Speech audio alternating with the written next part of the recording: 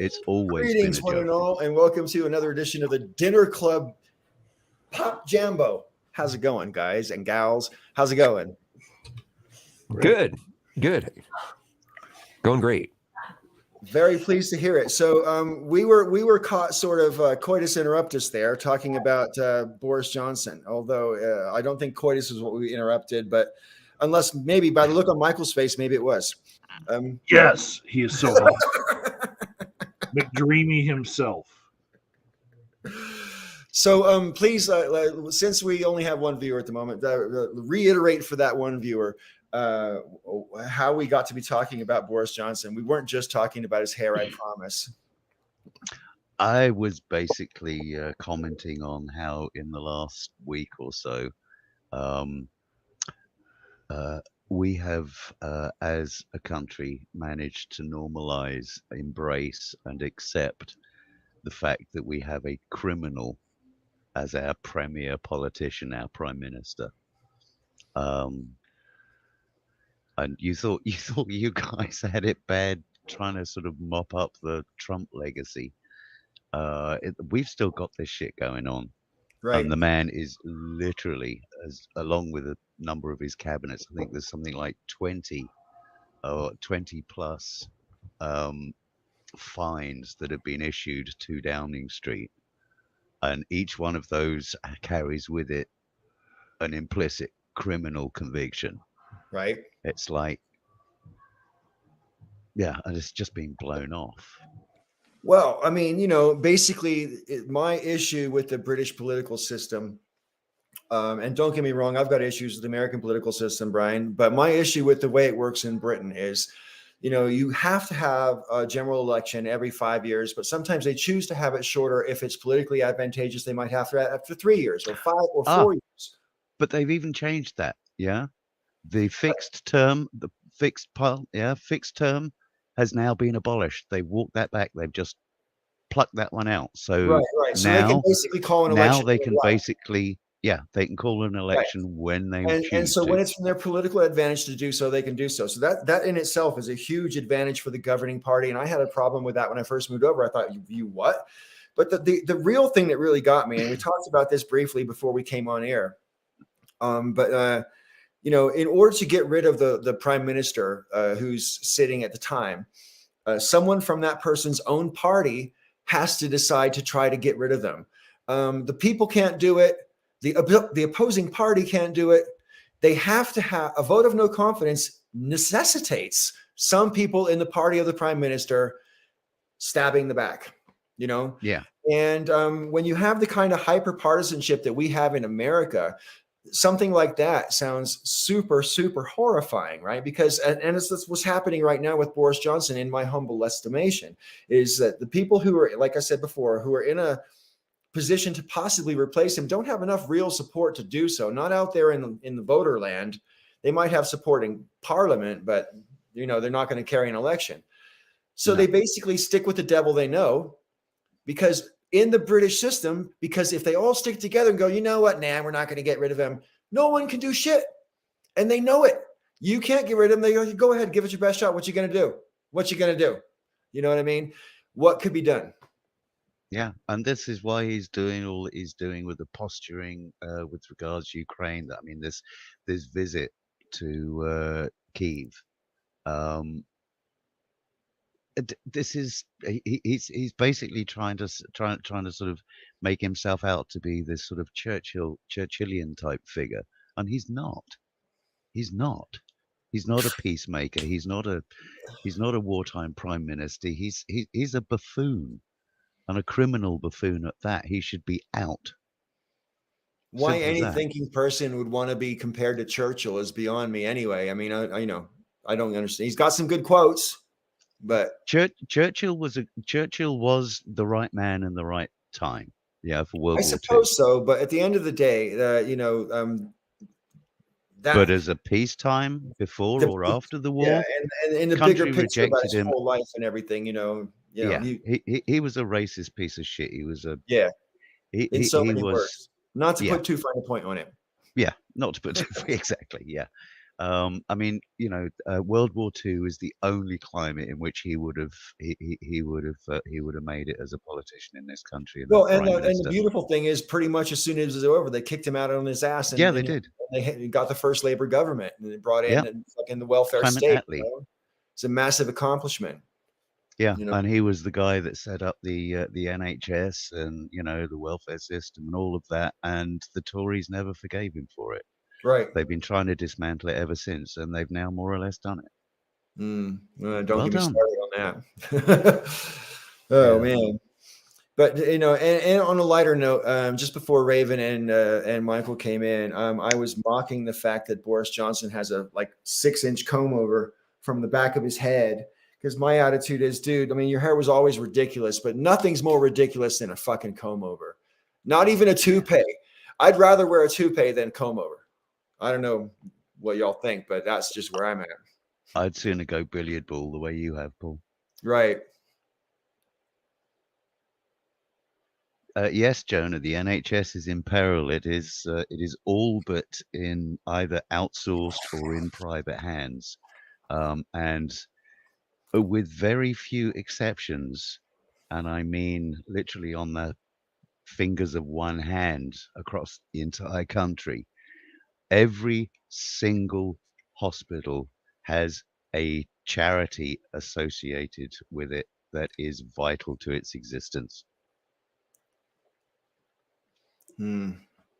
Yeah, they're a charitable trust in some form, and that is really telling.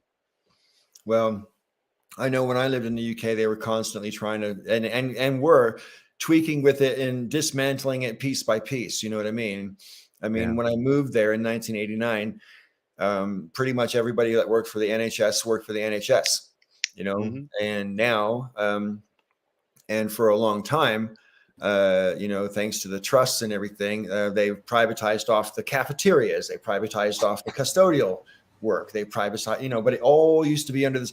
And the problem was, and I don't think this is actually a problem, I'm saying this was the problem for the government, for the Tories in particular, is the NHS still is, but used to be even more so, the biggest employer in the country.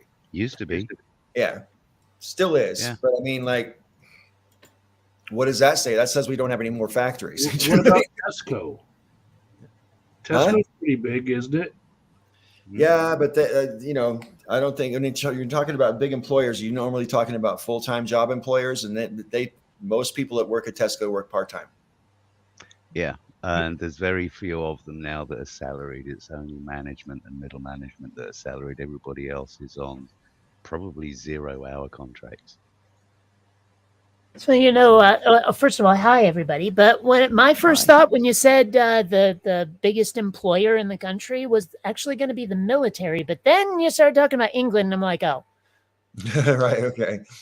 Well, to be perfectly honest with you, Kate, I think you're probably right. Our military probably is the single biggest employer nationally. Everything else is broken up into agency work and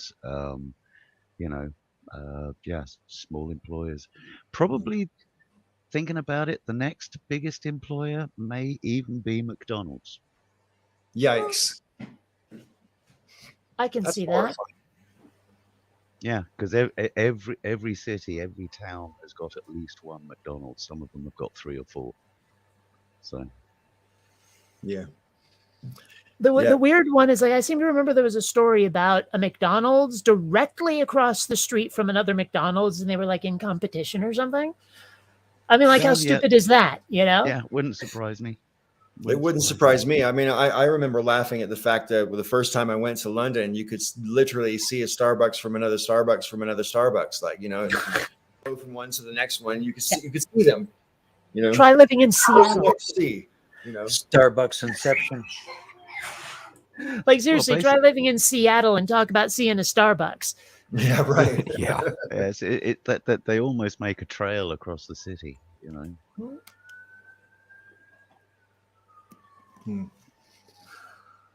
So what have you been up to recently, Kate?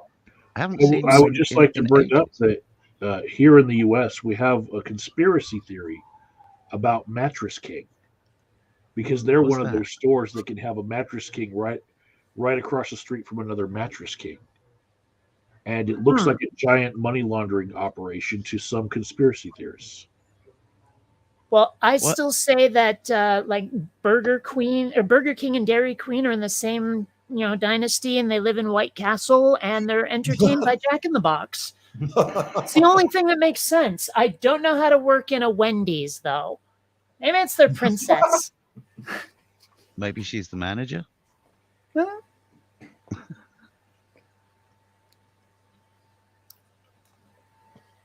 Mom, somehow the part on her collar, if you look at it the right way, it looks like it says mom, so you could like somehow fit that into it somehow.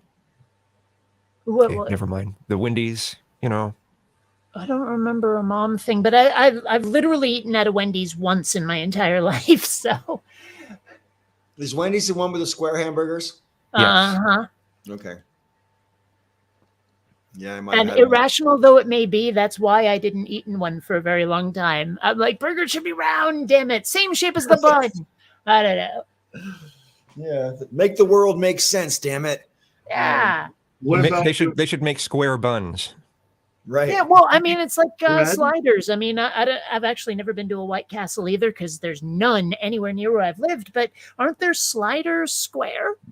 Yes, We yeah. have square buns buns. too. Oh, Yeah, we've got square bun. We've got some They're nice, so cheesy so good. ciabatta square buns. They're I don't very know. If nice. I had square buns, I'd wonder about my exercise regimen. Oh,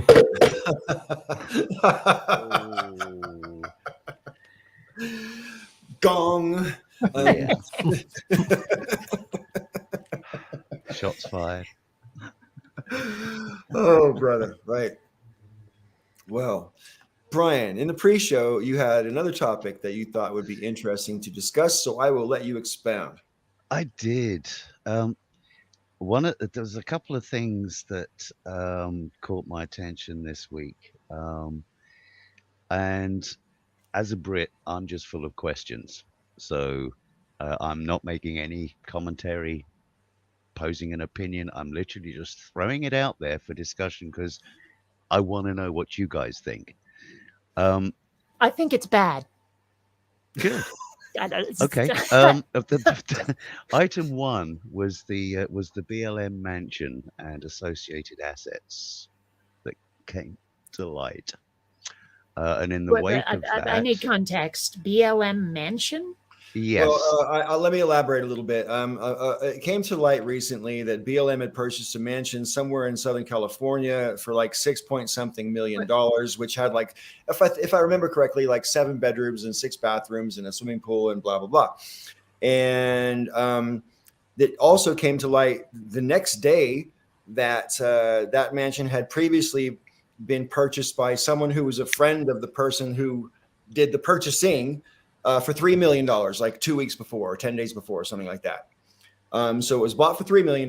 Then they sold it to BLM for $6 million, which is just Hold on. This is the part where I'm confused. Does BLM not stand for Black Lives Matter? Yes, Yep. it does. Yes, it's And they're an this is the- organization? I thought it was just sort of a loose thing like saying I'm Antifa. I didn't think there was anything official. that was part of what came as a shock to me, was realizing that they were an entity with assets. Okay. So I'm not alone. All right, good, No. good. You're not alone. So that was part one. And then on the back of that, we had the subway shooting in New York. Mhm. Yeah. And then on top of that, following that, we had the mayor of New York standing up and essentially calling out BLM for their inactivism when it came to the general state of, Black lives being wasted, by black on black violence. We'll just call it what it is. Whereas if one person gets killed by a cop, then they mobilize, but with 5 deaths in 24 hours, not a peep. And I just basically wanted to throw those out there to try and get some American feedback on this, given that BLM started in America with very, very good, valid intentions. Go and stand this by my seems to first be the way reply. that it's going. I don't understand. Like seriously, there it standing is. by my It's out first there. reply, it's bad. Sorry, Kate? So I said standing by my first reply, it's bad. Yeah, it turned out she was right and didn't know it. Eh? What were you gonna say, Michael? to me, it looks like timing. If you have a very bad piece of press out there, why schedule any good things to do before that bad piece of press has had time to leave the public sphere and leave people's memories? Could you expound a little on that, Mike? You're losing me a bit. So the mansion thing, Okay. it's a recent piece of news. They need to maybe lay low for a little bit in order to not keep reminding people that BLM just had a scandal. Hmm. But wouldn't the perfect antidote to that be to act, to sort of rally the troops To reactivate. to reactivate, yeah, in a Well- situation where Black lives really aren't mattering very much? So Patrice Colors of Black Lives Matter is basically saying that the report about the mansion is racist. So that just thinks of doubling down. Yeah, but how Well, is an observation like that racism? Yeah, exactly. And that's what I'm saying, though. It's basically just doubling down. So it's just like we're going to take donations for Black Lives Matter, buy a $6 million mansion with it. And if you bring it up, talk about it, or report it, you're a racist for doing it. Yeah, that's troubling. Don't you think that's a self-defeating argument, though? I mean, like, because Of course it is. it doesn't hold any water. No, of course it is, though. But we live in the age where people can say whatever they want. It doesn't have to hold water. I mean, we had a president for 4 years. Not everyone can say whatever they want. Chris Rock can get slapped for it. But I mean, honestly, though, like I think the problem is that the left can't name an organization to save their lives. There is always someone who looks at it and goes, "This is easily distortable." I mean, just look at global warming.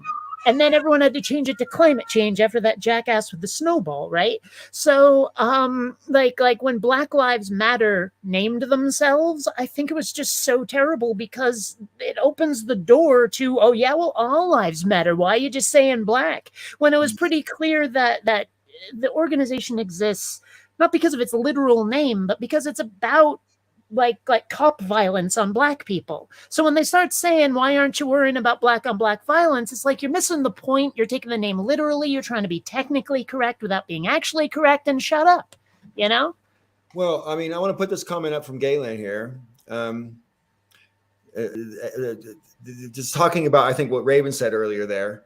And yeah, if you can't just like try to shut things down by claiming, I mean, I don't know. It's just it's a dangerous thing to try to do because it undermines all the good stuff. Do you know what I mean? That they might try to do.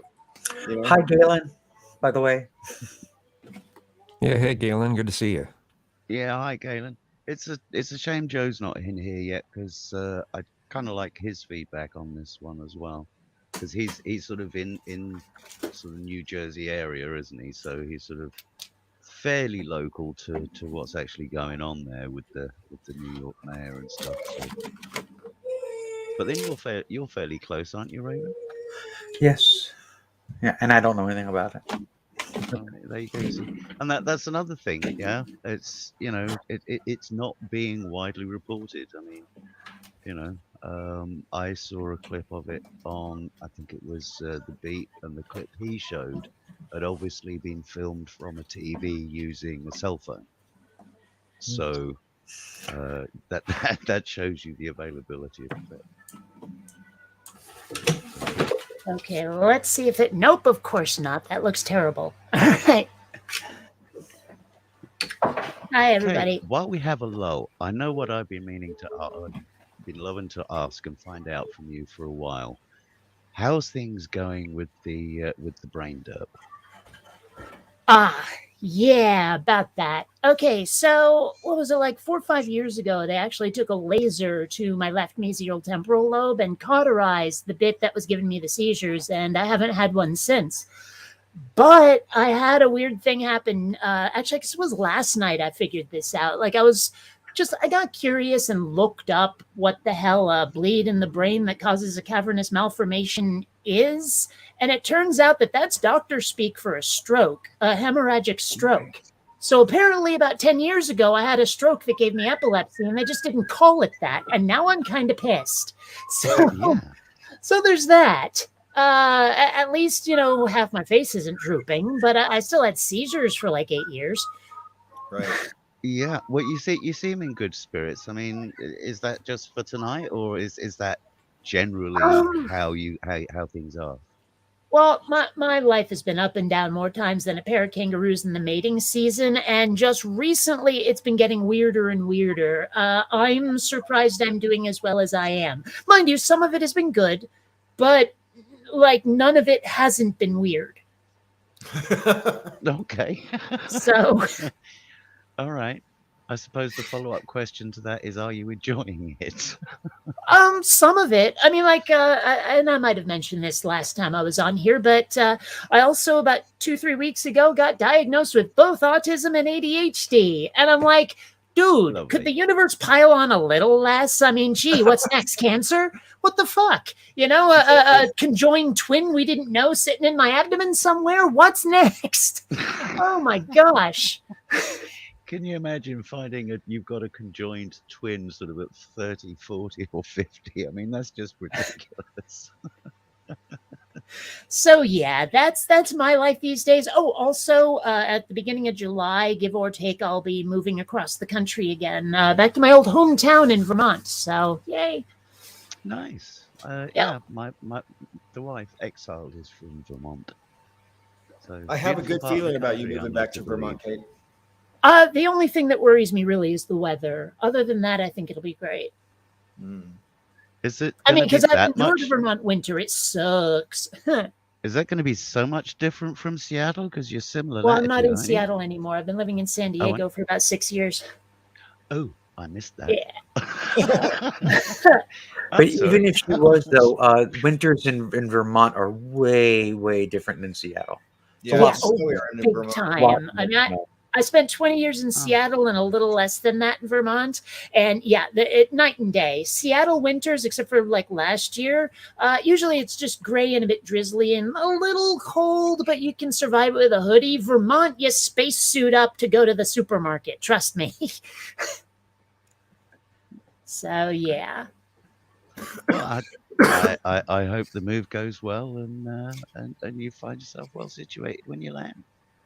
Well, thank you. Yeah, so that's the update on Kate these days. Working really hard on my animation. I am like 6-7 shots away from the shot I need to animate for the trailer. So really close. What am I on? Shot 378 right now. So yay.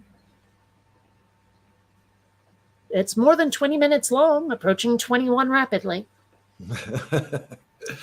Yeah, how long does it take to produce like 5 seconds? I actually have a video where I animate, I think it's about 3 seconds of video, and it's like 2 hours long. And it's nothing more than 2 characters walking through a doorway. The doorway shuts, they notice it shutting and keep walking. That's the whole shot. It took me like 2 hours. Wow. Yeah. So imagine animating 20 minutes. Yeah. So, when do you think you'll be releasing your first feature? Hopefully before the end of this year. Hopefully. I mean, it's going fairly quickly now that I've really hit a stride, but yeah. So I have to apologize, y'all. I've had a very busy week, and I have deliberately been kind of out of the loop as regards current events. I was only barely aware of what Brian just mentioned about the BLM thing, and actually even more barely aware of the shooting in the subway in New York earlier this week. And I don't really even know exactly what happened. I just know that there was a shooting. Can anybody like clue me in, please? Well, as I heard it, some dude with like a mental issue went nutso, and that was it. Like he was literally not in his right mind when he did it. That's what I heard. I don't know much more than that. I know they caught up with him and arrested him, but that's all I got. The only details I can give you, Paul, are that they found a van, and the keys to that van were found in the subway with some other paraphernalia that was linked to smoke bombs and ammunition, and that they linked to the suspect through the hire contract for the van. Other Maybe than we're that, talking about a different shooting then. other than that, he basically got got on at one station and then targeted Indian and black people to shoot and otherwise attack. I think they took a couple of days to actually arrest him from being a person of interest. That's all I've got. Well, maybe I'm talking about a different subway shooting because I swear there was one where a dude was just kind of nutsy, kind of crazy. Yeah. He's a YouTuber. Yeah, he's a YouTuber. So Yeah. he used to be a low-level part of our community. We're talking a decade ago. His current channels were Prophet of Truth 555 and Prophet of Doom 888.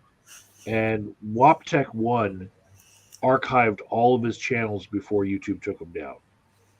And so if you wanted to see all of his stuff leading up to it, it's archived. But basically, he was always considered low-hanging fruit. This guy is like beyond Bible-thumping wingnut, serious about his religion. And so nobody really ever messed with him from the atheist community because he was just so batshit. Right. Hmm. So apparently he had gotten on a train and let off a couple of smoke bombs and then started shooting. Yeah. Yeah, and my guess is that the smoke bombs was to basically amplify the confusion so that he could get away. Okay, I want to know: are we talking about the same guy? Jonah Frank is James. wondering whether you're Frank talking James. about a Okay, police same shooting. guy. I must be thinking of something else then.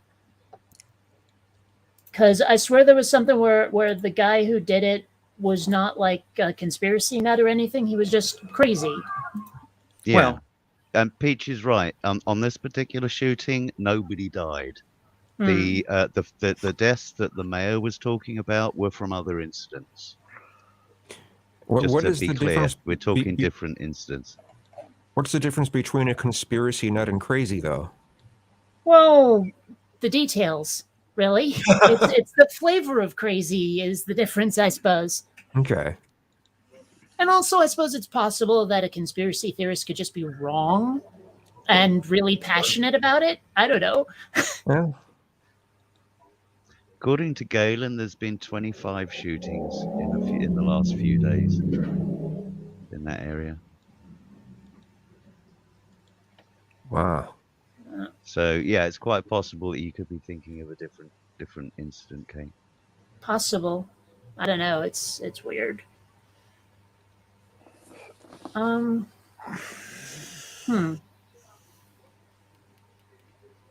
Raven, I was unable. I'm changing the subject now, folks. I was unable, obviously, to attend your stream last week because I was streaming on this channel at the same time, and I was unable to attend your stream last night because my daughter's visiting here from the UK. okay. How's it going on your streams? Good. It's, I'm trying to build a show and I'm lazy. So I wanted to have like segments and, but I'm lazy and I don't set things up ahead of time. So I just invite someone to come on. So it'll be like me and Joe and a guest. And then we just bullshit for a couple hours. Cool. I just want to say that the last stream that you did, the Trek conversation, absolutely fascinating. It was a conversation that I was gripped to, and I say this as somebody who's been a Trekkie since the early 70s. It was fun. Yeah. I thought it was a great conversation and it kept moving. There wasn't a whole lot of downtime. No, and you covered most of the series. You even dipped into Battlestar Galactica, Yeah. which for Trekkies like myself was a lifeline during that lull when there was nothing between TOS and the films. Right. Yeah. And then after the films, you had TNG. And I left you a comment. I'm not sure if you've seen I it saw. yet. I saw. I'm glad you Yeah, liked but the show. but It was fun. It um, was fun doing it. We had a good time. I Hmm. feel that TNG gets a lot of unfair criticism for the production values, et cetera, et Well, cetera. When you consider the production values of TOS, Why did you put your finger up, Kate? You actually have because fair criticism of I Star thought Wars. he was going to mention something else about TNG getting a lot of unfair criticism. Honestly, I never thought the special effects were all that bad, although there's some that were kind of terrible. Like, you remember those insects that sort of climbed into people's mouths and it was obviously stop motion? That was awful. But for the most part, I thought it was great. My biggest criticism of TNG, like, I binge watched it during the pandemic, and the more I did, the more I realized, they don't boldly go so very often. Almost every episode is crew drama, holodeck shit. It's rare for them to actually Space beam down opera. to a planet and discover something, and that started to bother me. It's probably why I prefer Voyager. that's actually that as a retrospective criticism, that is absolutely valid. Yeah. And I can It's remember legit. thinking something similar at the time, but I was just so pleased that there was a new Star Trek that I just like I really don't give a shit. I like this captain. I like the crew. I like what's going on. So Data, Steve Shive. brilliant. Steve Shives had made a video complaining about something in the Trek universe, and Joe had commented on it. Serious Mind, and Steve and I were basically in agreement in the comment section, and Joe was just like, "Yeah, no." So, it was like, and it was like an hour, actually a little bit more than that, it was a few hours before showtime, and I was just like, you know what? There's our show. So I invited Steve on, and yeah, it worked out pretty well. Yeah, cool. Yeah, it was a really good conversation. And it's funny because obviously I'm a bit more of a Star Wars fan, but I have developed a bit of affection for Star Trek. Obviously, not a big fan of TOS, but in fact, I'd say my Star Trek fandom is almost reverse of the norm, given that I like Voyager and Enterprise best. I love it. And also, I mean, okay, I understand Trek rage over the J.J. Abrams movies because they really do feel more like Star Wars movies, just in the Star Trek universe, which is why I liked them. But I can understand not liking them if you're more of a hardcore Trekkie, See, I've never understood the Star Wars, Star Trek dichotomy. To me, I thought they were brilliant, both of Yeah, I them. love them both. They had their age, they had the time, and they fitted them perfectly, and I love them both. Yeah, Well, I've always loved them both. Yeah.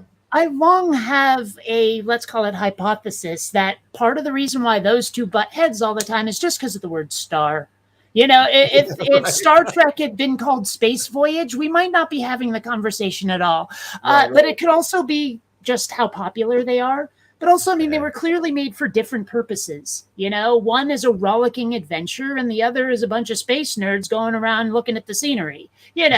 So I mean, it's. I'm sorry, I kid Trek. I actually do like a lot of it, but so I mean, comparing the two doesn't make a lot of sense. I think a much better comparison would be to Babylon 5, especially if you consider Deep Space Nine, which a lot of people think ripped off B5. So That's actually I would agree with you there, because the main distinction for me is that Star Trek is TV shows, Star Wars is movie theater Not anymore. films. or was. So Now it's or reversed. was primarily. I mean, okay, until The Mandalorian, yeah, okay, that's a TV show, but that's And kind in of this like day and age, shouldn't it be the person DeLorean? Bad Batch. That's right. So, like Galen said, right? Star Trek is utopia, and Star Wars is a dystopia. yeah, that's Not sure that's I a good- necessarily agree with that. I mean, I get it, but I'm not sure I agree entirely. Which part?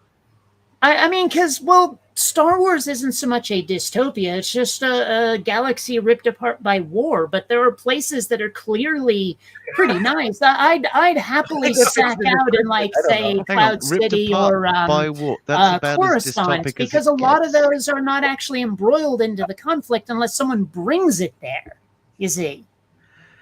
Yeah, but So, within the Star Trek universe, you've got the Cardassian Wars, you've got the Borg, you've got. I mean, yeah. So Dominion. and that doesn't Starfleet almost really- got taken over that one time.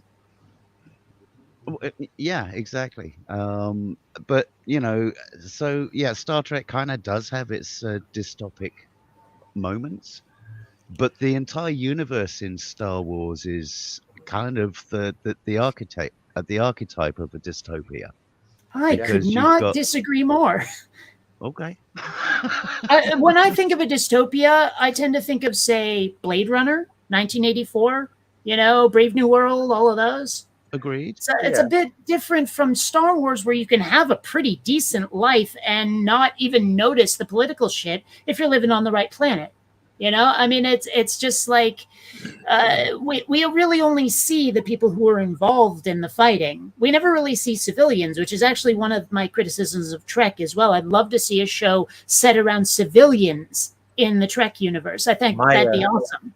My major or main criticism of any of the Trek show, all the Trek shows, is that it is Earth centric. It's human centric. Yeah. And they go out of their way on almost every series to pretty much highlight how Terrans are uniquely gifted among all of the species in the universe, and we happen to have the right temperament of intelligence and It's human exceptionalism. It's human exceptionalism. I mean, it's just like, oh, you have all of these different facets from all these different creatures all in one. How is that? Yeah, Like, but isn't that what made that one season of Enterprise where it was the inverse so good, where basically Archer and crew were the Waffen SS in space. Right. Do you remember that season? I remember all. Yeah, exactly. I'd I have mean, to watch I thought that season was particularly good because it did flip it on its head like that. I want to ask Kate a question, and I can't believe I've never asked you, Kate, because we've had so many conversations about this type of thing. But my biggest problem with the Star Wars universe is this sort of like vaunting of the concept that inherited power is great. I don't know. Where's the great part?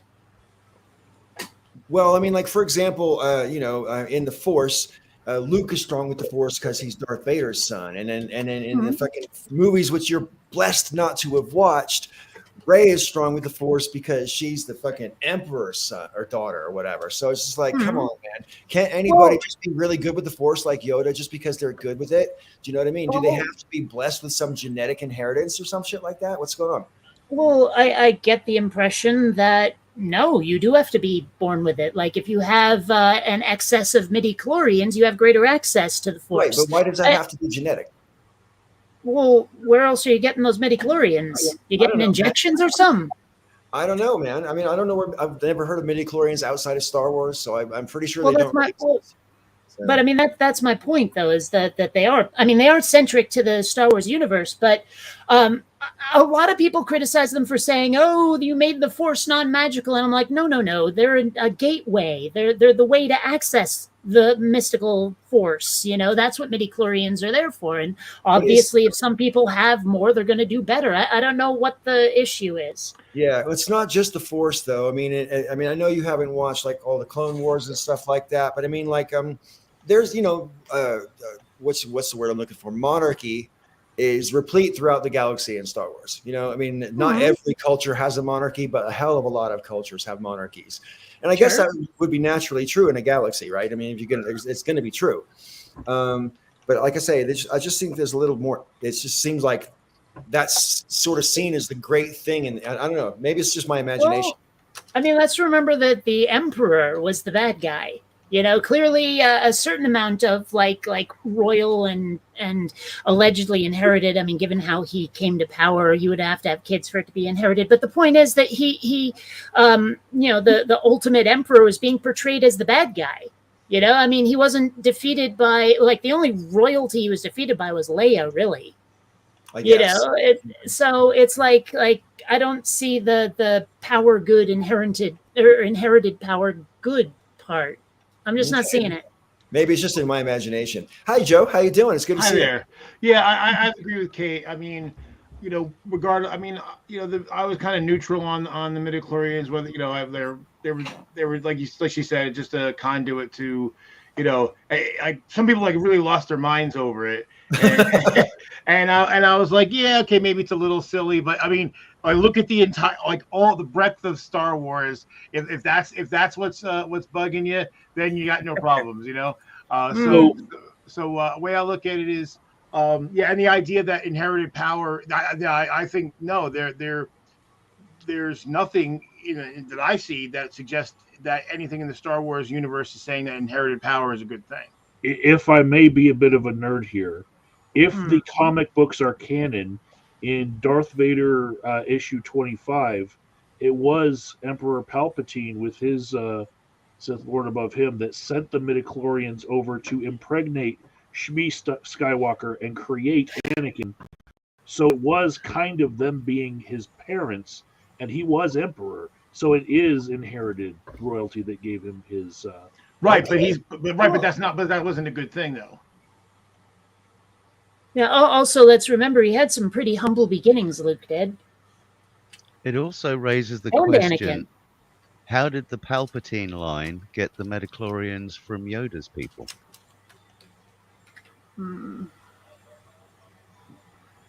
They stole them. They had the dark side.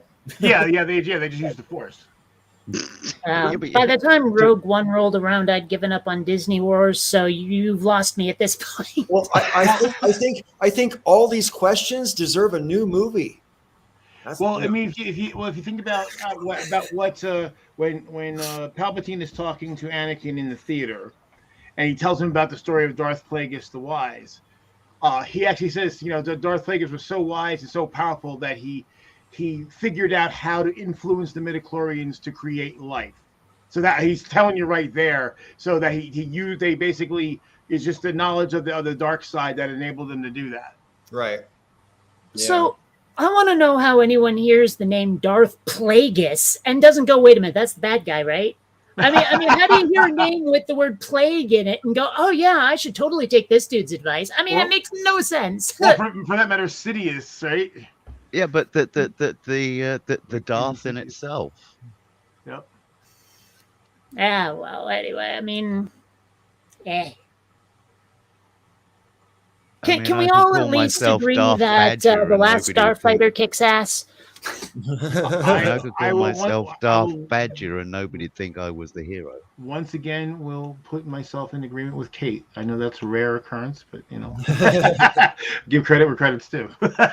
Well, yeah, no, I love The Last Starfighter. I actually thought the concept of it was super cool. And that movie was a milestone in that it was the first full feature movie that used computer effects entirely as far as the special Not even effects. Tron did that. Tron didn't, because Tron only was the wireframe, and it was they had to fill in the wireframe by hand. Tron. Well, but that's not entirely accurate. What they had to do with the lights on the suits, that was all rotoscoping, but the actual CG, they didn't have to fill that in. Right, 'cause you had scenes with the tanks, and you had scenes with and the bikes and all that. Yeah. What do you call it? The things that stomp you? I forget the The recognizers. Recognizers. Thank you. But for instance, there'd be things that were glowing, and there was not necessarily a way to represent that, so they had to come in manually and add the glowing. Right. And I'm not talking about just the people, but just some of the.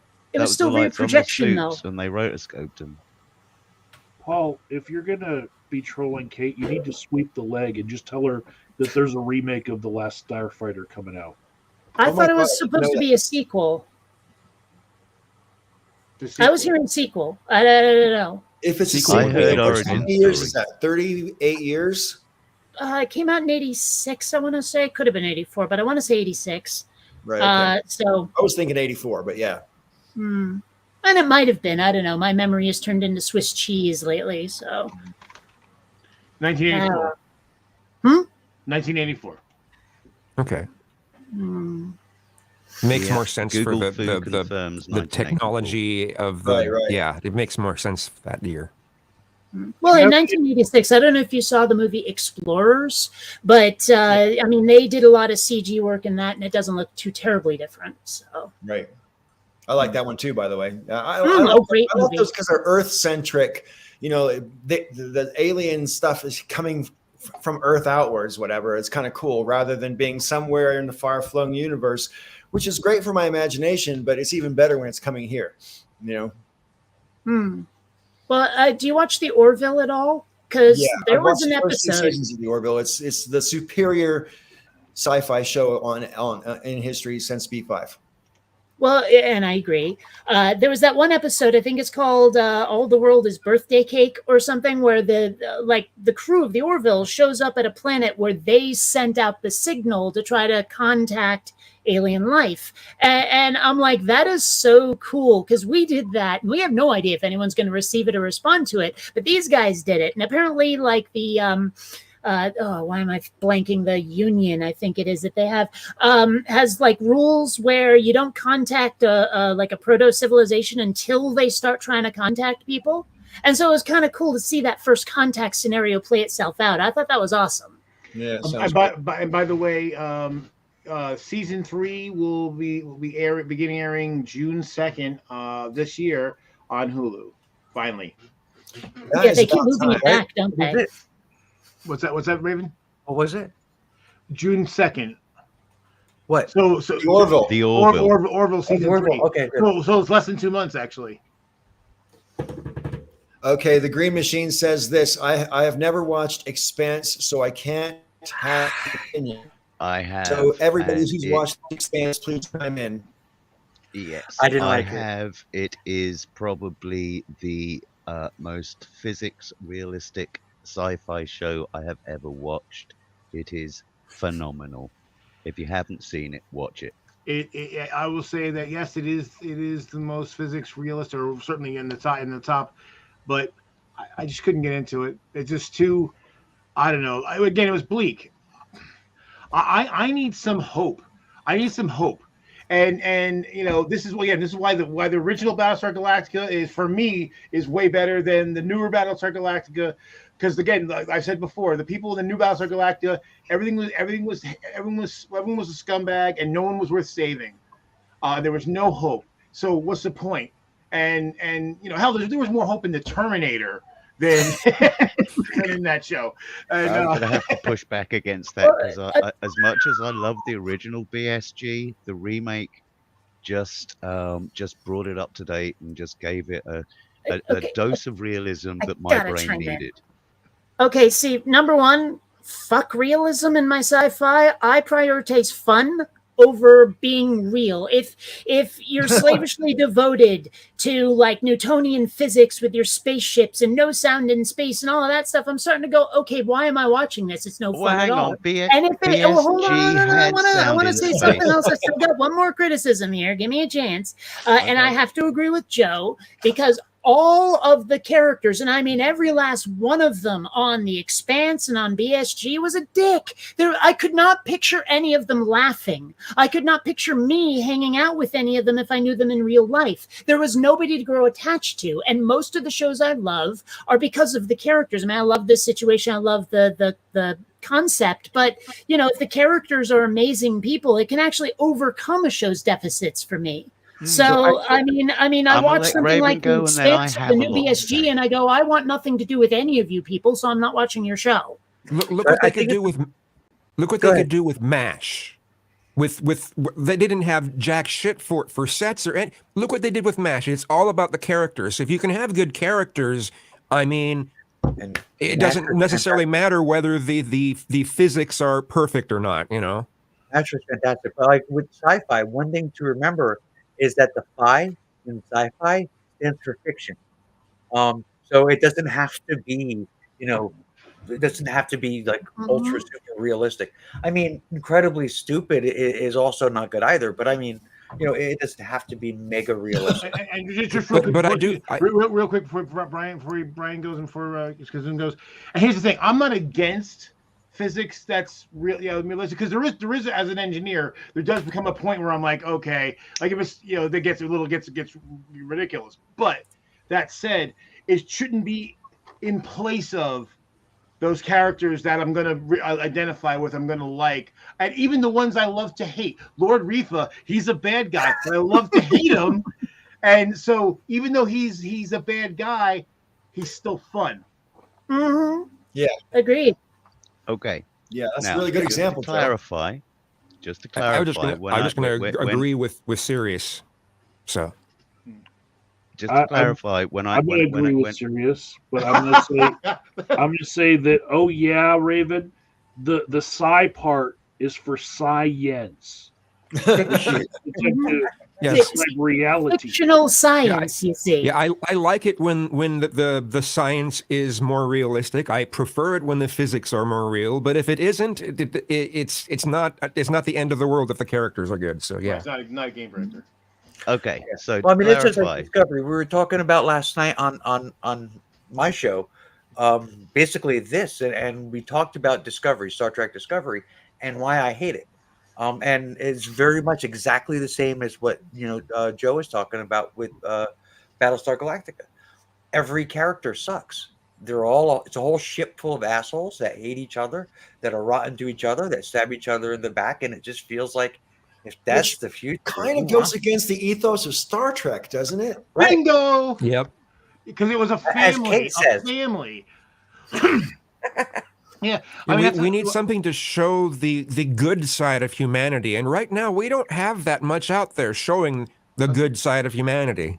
Right. We're trying. Everything's trying to be so dark, and it's just like, no, we need something uplifting right now. You know. Then you're gonna love Quinn Redshift when it's done. The whole thing is just pure cheese and pulp, and it's all about humanity reaching for the stars. You're gonna love it. Seriously. Right on. Right. Galen mentions Breaking Bad, and everybody in the world tells me that I really should watch Breaking Bad, and including my son tells me, he's like, "Dad, you definitely would like it." But for some reason, I'm resistant to watching it because it's is it 6 seasons or 7 or something like that? And I don't know. For me personally, starting off with something, if I was watching it contemporaneously to its broadcast, I'd probably watch it for all the way through. But when I have to start and I'm 7 seasons behind, and I think about all the hours of my life I'm going to be catching up, for some reason, it's just a little bit more daunting to me. And I know that's just like a psychological mental fart, right? I like Breaking Bad. I just thought it was bleak. I mean, I enjoyed it. But I don't like it because I don't like it because some heart. Yeah, I don't like it because of the bleakness. However, here's the interesting thing: I love Better Call Saul. I love that show, and because again, there's something about the Jimmy McGill character that, even though it does get dark and there's some deep and bleak stuff that happens, the whole show that's not the whole show. Right. Well, he never gives up hope. Right. He's looking for somebody to grift. Right. And let's face it, a lot of the characters are entertaining in that show. I mean, even the ones who are complete jackasses are fun to watch. Right. You know. So, I mean, Breaking Bad, I mean, it's outside my wheelhouse because it's like actually pretty bleak drama. It's true. But I enjoyed it because the characters kept me coming back, because the situations kept me coming back, regardless of the vibe, the energy that the show gave off. Yeah. So I would say, if you're not too sure about Breaking Bad, but I would definitely, I think you would like Better Call Saul. And but do I have to watch Breaking Bad to set that up? You don't. I didn't. I ended up watching Breaking Bad after I started watching Better Call Saul. I just like Bob Odenkirk because from Mr. Show and all that.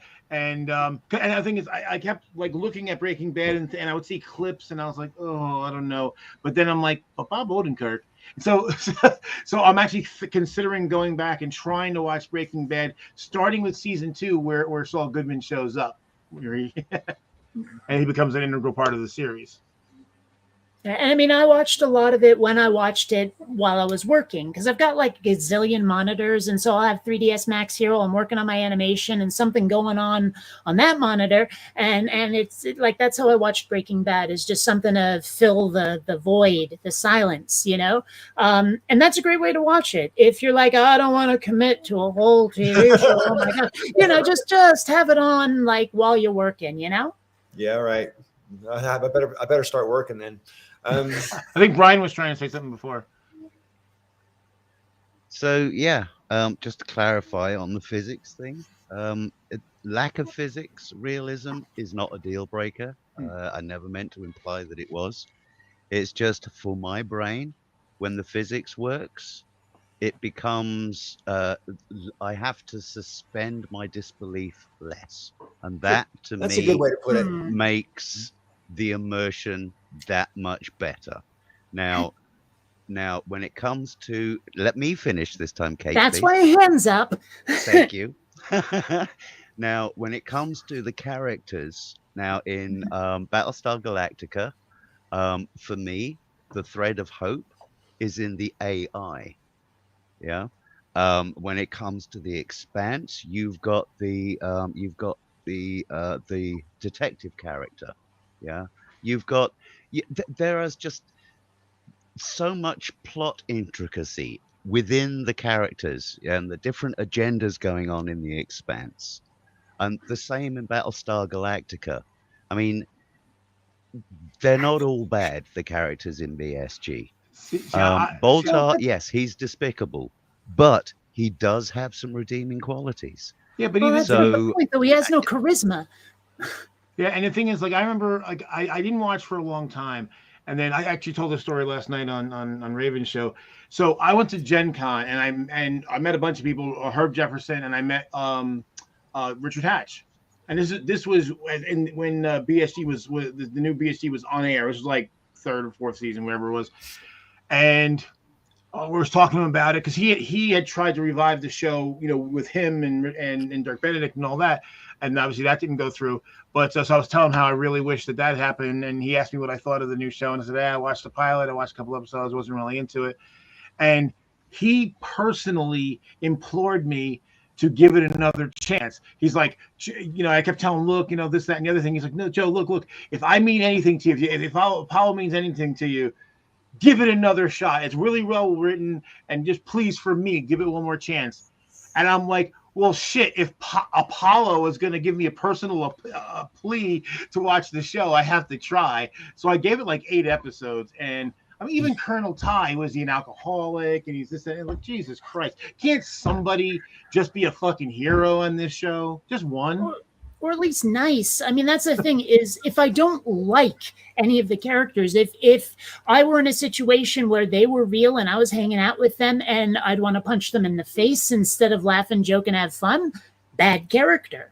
You know, it's like I need characters that I could picture as people I knew in real life and would value their presence in it. If that doesn't exist, I can't watch the show. And similarly, like, I actually feel that I have to suspend my disbelief a hell of a lot more when I do see realistic physics, because, well, I'm no scientist, I'm an artist, and I've watched enough like sci-fi that prioritized imagination over realism over all of my life. I mean, hell, I'm an 80s kid, you know, that when I start to see stuff that's super realistic, all of a sudden I'm like, okay, I got to concentrate on this stuff and figure out what the hell they're doing. It's not like I can just sit back and go, this is fun, look at the adrenaline, you know, it suddenly becomes homework.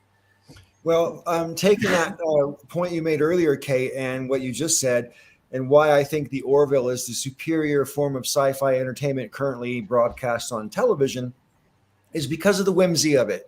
It's got just enough whimsy, but yet the topics that they crash. I mean, in that 3rd episode, I think it is, in the 1st series, where what's the his name? kid?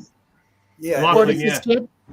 Yeah, that's the one. Yeah, and then, you know, they literally dive right in. It's like when you first start watching Black Mirror, or when you first start watching All in the Family. Like, Jesus, they didn't waste any time getting straight to the, you know, to the heart of it. You know. Yep.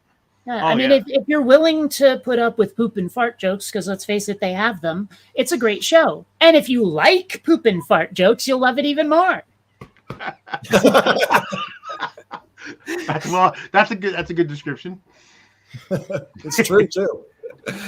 You know. Yeah, I mean, I think that's now on the flip side, you know, where unrealistic. It's not so much even physics that's too unreal. It's like just ridiculous shit. Like, what was it? The Day After Tomorrow, the one where like the Earth suddenly is going to freeze over because you know, like I never saw it. Yeah, basically, it's like I saw that one. Climate change causes some rapid shift, and then you end up with snowball Earth, which actually has happened in the past. So it's not like completely beyond all. Well, to the northern hemisphere, sure. Yeah. That movie was made by the same people who made Independence Day, wasn't it? I don't know. I think so. And if it is, they're like the most shallow writers and directors ever. So I wouldn't watch it in the first place. So the thing is that, okay, fine. I'm okay with the idea of snowball Earth because again, it's happened before. But like they just throw in this ridiculous techno babble just to sound scientific, and it's like insulting. Again, as an engineer, it's insulting. Like the one part they're like, the neutrinos are mutating. You have no idea what the fucking neutrino is, obviously. It's, you know, it's a subatomic particle. It doesn't mutate. It's not biological. It's fucking so it's not like, even a particle half the time. No, and the thing is, it's unnecessary. Like it's one thing. Like I was talking with a friend of mine. Actually, we were talking. Raven and Steve and I were talking yesterday about that. Like the original Star Trek had minimal technobabble, minimal. And they got, unfortunately, I think in Next Gen, they kind of got too reliant on it. But it's like, it's one thing if, okay, you were trying to, you know, it's kind of lazy writing when you use technobabble to solve the plot point. But it's really lazy when you just put it in for no fucking reason. I mean, just like, it didn't give the story any more gravity. It didn't give the premise any more weight. They could have actually talked about the fact that snowball Earth has happened before. Yeah, but technobabble serves a purpose, right? Because if you're talking about phase inducers or stuff like that, you know, we don't have that because it doesn't exist yet because we haven't invented it yet. So therefore, it does whatever we say it does. Right. So, but they use it as a Deus Ex Machina too often, though. It's like, oh yes, use the hand wavium device, you know, that kind of thing. It just that's right. Oh yeah, we don't know what to do. Oh wait, I know. Let's modify the deflector array, and of course now you know magic and it works. But the thing is, like I said, the whole thing, like we know what neutrinos are, we know how they work, and they have nothing to do with the Earth freezing over. But again, we actually have a mechanism by which the Earth could freeze over. Use that. But that's precisely why I find certain level of scientific realism vital for my ability to immerse. Yeah, I don't disagree. One of the things finding out that the hand wavium device isn't real. Well, you know, it's fun because like sometimes the technobabble gets absolutely ludicrous. Like maybe there is such a thing called unobtainium, but when they said it in Avatar, I was like, I want to like this movie so much, but that is so dumb. That one of the things, like in my own work, like in the Quinn Redshift that I'm working on, I break physics all over the place. Science, whatever, I made it my bitch. But there will be consistency. And that's the thing I really like in sci-fi is if they make stuff up, but it always works the same way every time. And they don't just go, no, that doesn't happen anymore. Says this is the a person who hasn't watched the that. Disney Star Wars movies. I'm sorry, but no. You're not right anymore. You haven't watched the Disney Star Wars movies, right? I watched 2 of them and said, screw this crap. This is awful. They don't know what they're doing. Right.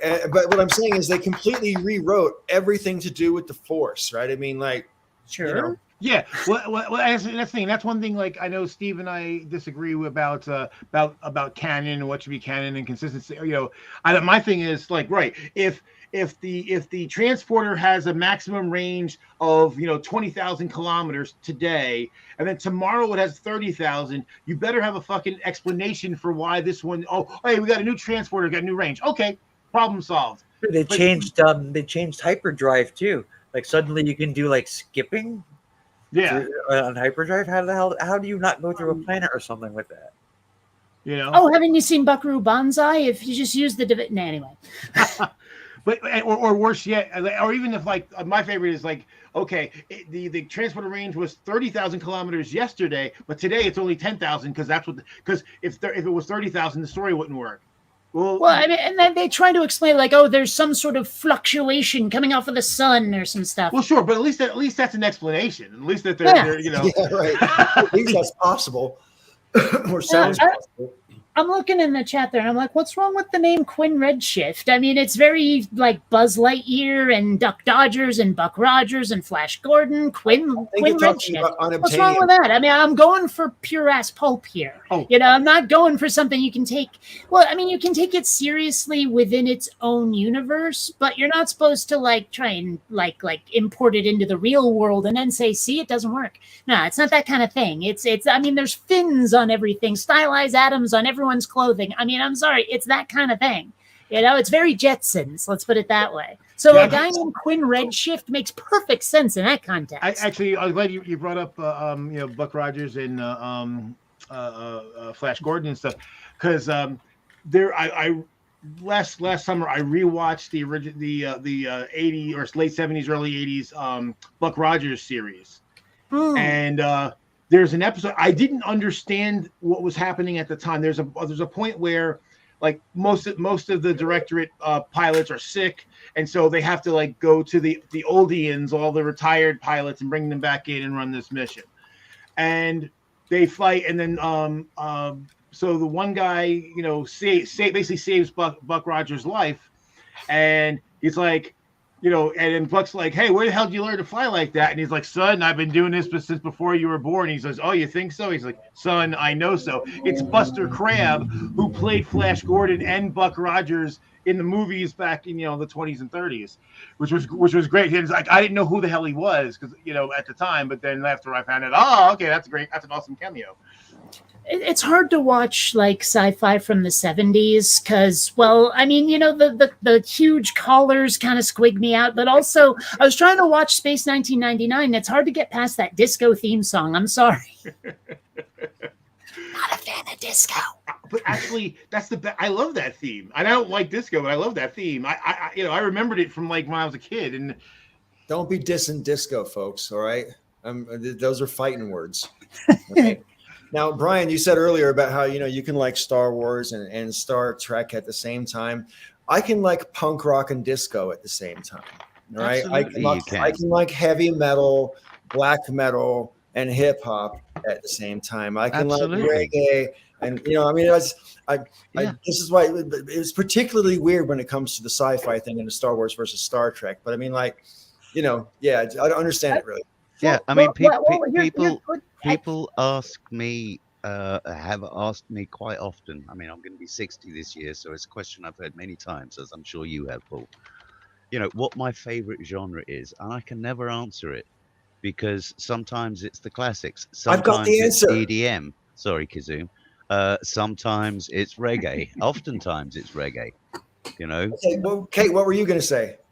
I was going to say that when I got that diagnosis of autism, I did a deep dive into it, and it actually explains a shit ton about my musical preferences, specifically the stuff I don't like, because there's a certain amount of chaos that actually can start to, if not actually trigger a meltdown, get you to the rumble stage. Certain things, like I actually find rap very difficult to listen to, not because of the lyrics or who's doing it, but because of the instrumentation. I actually saw a mashup of Run DMC with Paul Simon, and I was like, holy shit, rapping over music rocks. I just can't stand the boof, boof, boof of it. You know, it's so, and it's the same thing with like really complicated classical music, you know, where it's like going all over the place, or experimental jazz. I can't take it. I need structure. And it's all because of this up here. It's all because of the autism. How do you feel? So when I say I don't like disco, I got reasons. Okay. Poor Kate's brain. The boots and pants and boots and pants? We knew it as Boots in the Dryer in Seattle, but yeah. Okay. Boots in the Dryer, that was more like goth techno stuff though for that, you know. Yes, Brian. Doesn't surprise me that you say that, Kate, because there is genuine science behind what music works and what music doesn't. And that fall to the floor thing that some people hate and some people love, that taps into the way that your body vibrates with harmonics, and what you're describing in the brain. I mean, there's things like the brown note. There's things like the ultra high C that will shatter glass, and there is so much with harmonics and the way that our bodies work and respond to vibratory harmonics.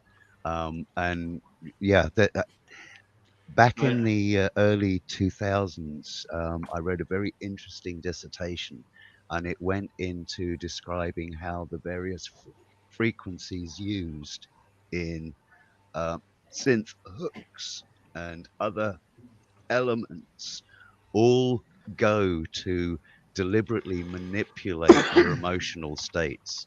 And it is fascinating. It's one of the reasons why I studied computers and music. For my Right. degree. Well, Brian, my kids are just can you broken, but go explain on. that brown note thing? The brown note, Yeah. that basically is a frequency that gets the colon to vibrate in subharmonic. What's the word? Music that'll make you shit yourself. Basically, yeah, it will open the bowel. Exactly what I thought it was. Well, Yeah. it's a That's why they call it the brown note. It's a hypothetical infrasonic. It is frequency. hypothetical, yes. I like when things are intuitive. It is what it says it is. Yeah, That's it pretty is funny. hypothetical, as Joe points out. Nobody has produced the brown note yet, but in theory, it exists. Now, Yeah. to Kate's point about, like, I know for myself, I have a problem with things that are frenetic. It's funny because I can deal with music that has discordance for a bit.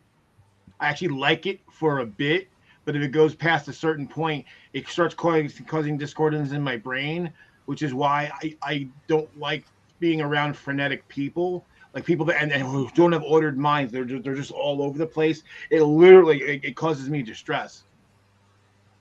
It's funny because like I mean, part of autism is stimming. It's like some people flap their hands, some people do other things like that. Me, I have a tendency to do this from time to time, and I catch myself doing it, and I'm like, oh, okay. And I guess now I'm like, okay, what's stressing me out? Because usually that's when it starts. But there are certain songs that are perfect for it that probably piss other people off hard. Like if you ever get a chance, look up something called Waka Laka. It's from a Dance Dance Revolution game. And if you can find the full version, it's even, well, I'm not going to say better, but I think a lot of people would listen to that and go, why the hell does Kate listen to this over and over? And it's usually because it works. It helps actually calm me down despite being rather frenetic. And I think it's because it's very rhythmic, it's very structured, it's very regular despite being like so energetic. Well, there's a difference between being energetic and frenetic, because if it's structured, at least for my brain, that's not frenetic. Well, give it a try, you'll see what I mean. I'm not going to defend it, but Okay. Put what it's called in the private chat so I'll look it up. Sure.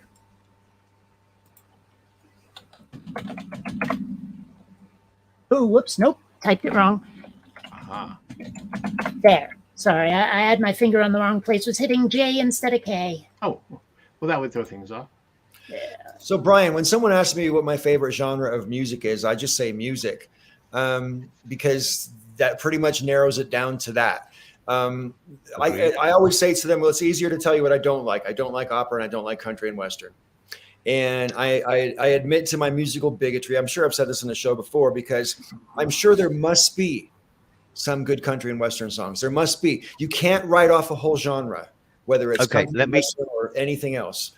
Let me throw you in the direction of some country and Western that may tickle your No, I'm fancy. telling you, I'm a musical bigot, and I will explain my musical bigotry to you. Okay. I was raised in an area where, pardon me for using the colloquial terms, only shit kickers listen to country and Western. And so I cannot personally disassociate those people that I couldn't stand with the music. I can't enjoy the music because it reminds me of people I can't stand. That's the best So way I can. does it matter if it's played as country? Because I don't really like country either, but not for the same reasons. I just don't like the twanginess. But when I picked up I don't Me like that First either. and the Gimme Gimmes, when their cover album of nothing but country songs, I was like, dude, this rocks. It all comes down to how you play it, whether or not I like the song. Yeah, I mean, when I was a kid, I liked Johnny Cash. Actually, I still like Johnny Cash, and I liked a tiny bit of Willie Nelson, and pretty much the rest of country I could do without. And with the exception of Kentucky of bluegrass. Bluegrass To me isn't really country. It's just a style of rock. You know yeah, what I there mean? you go. But and especially to modern country is so. I mean, I'm sure we talked about this before. Like, there's that video where they took like 4 or 5 different songs and they mashed them up, and you can't tell when you've left one song and started another song, and the lyrics go together. It's just this big formula. Modern The freshness of country, in my opinion, died around like 1995 or so. There wasn't anything new, there weren't any new sounds from that point on. Everything was just a little bit more refinement in the studio, to the point where now you hear auto tuning on vocals, right? So But a there little hasn't bit really like been anything new. Rock died right around 98, 99. And what I mean by died is there's nothing significantly new. You have a gem once in a while in all of these genres, but it's just so weird. You mean you didn't get into screamo? so basically you're saying country died around about the time of Billy Ray Cyrus? Around about the time when line dancing got popular? Don't tell it apart. Well, see, actually, and I'll disagree about rock. I mean, I look at like Rammstein, for instance. Every one of their albums is different, and yeah, yes, Paul. Every one of their albums is different. Yeah, but is Particularly it the last offering album. anything new, Joe? Yeah. I will Okay. say this though, sometimes new isn't better. Sometimes I actually want exactly what I got before, only a little different. Like this is my go-to example for that. One of my favorite movies ever is Star Chaser: The Legend of Orin, which is such a blatant Star Wars ripoff. I'm surprised they didn't get sued. And that's why I like it, because it's more of what I love. You know, so if I get an album from a band where it's like, this is basically what you did before, only with variation, you know, where it's like, I mean, listen to my favorite band, Roxette. She Doesn't Live Here Anymore sounds a hell of a lot like Sleeping in My Car. But because of that, it's why I like them. You know, Yeah. please. Yeah, I think pander to me. I think Good. the struggle for bands is being different enough so you're not completely rehashing what you did before, but not departing so much that you alienate your fan base. Yeah, there's a band from the 70s and 80s that it makes a very good go-to example as to why stretching yourself as a band, as an artist, is a good thing, and that's Status Quo. Yeah. Raven, you've That been was- waiting to talk for a minute. What were you going to say? Oh, No, I was going to say, I've just, up until the around 2000, you know, technology definitely had a huge impact as to how the sound of music changed. And it was around that time when we started using more of the techniques that we continue to use now, like studio techniques, software that's used to record. And The sound of it music would seem changed that if we're they at this replaced Julie point of Andrews. it would seem that we're at this point in refinement where we now can do anything we want, but now we're at this there's a term for when you have too many choices, and it starts to cut down on the creativity because there's too many choices. That may not sound like it makes Option sense, but paralysis you get leads to overwhelmed with sort of what you can homogenization. do, and then people don't know what to do. Maybe does that make any sense? Kind of, No. but yeah, I mean, Well, if, see, if you lack the tool to produce the sound that you've got in your head, then you are limited creatively. But now, as you point out, we have more or less the technology to generate more or less verbatim the sounds that as a creator you have in your head that you want to get out. So I actually disagree with you, although I do recognize the phenomena that Paul gave the name to, and we couldn't hear it because you were kind of both talking together. So, Paul, could you reiterate the name of it? Sorry, what? Option The paralysis. information overload that you get with choice. You Oh, said there was a option name for it. paralysis. Option paralysis Mm. sort of leads you to it generally leads to homogenization because people end up playing it safe because they don't know what risk to take, so they just end up playing it safe because they have so many options. They think, oh well, I better do the safest one. Right. So Yeah, one and- thing that and I that- learned, That Oh, wait a I minute. Are you see talking about happening an bands or the people awful listening lot. to this music? That Those that bands. that Paul just described, I see happening an awful lot with the companies that are publishing music, Sure. but I see it less in the creativity from the artists themselves. Because a lot of time you hear stories of an artist wanting to do something and the studio saying no because it's not safe enough. Because money. Well, what's even Right. Because worse money, though is yeah. when they record it and then the studio changes it without telling them. Hey Joe, I want to apologize for laughing when you said all the Rammstein albums sound different. It's just, I mean, I have to be honest about it. I've not listened to more than one Rammstein album from start to finish, but I've seen like 2 different Rammstein concerts, right? And to me, all the songs sound kind of similar anyway. So the fact when you said the albums sound different, I just thought, how? Oh, And no, as someone no. who used to Paul run on in the this. goth scene, I agree with Paul.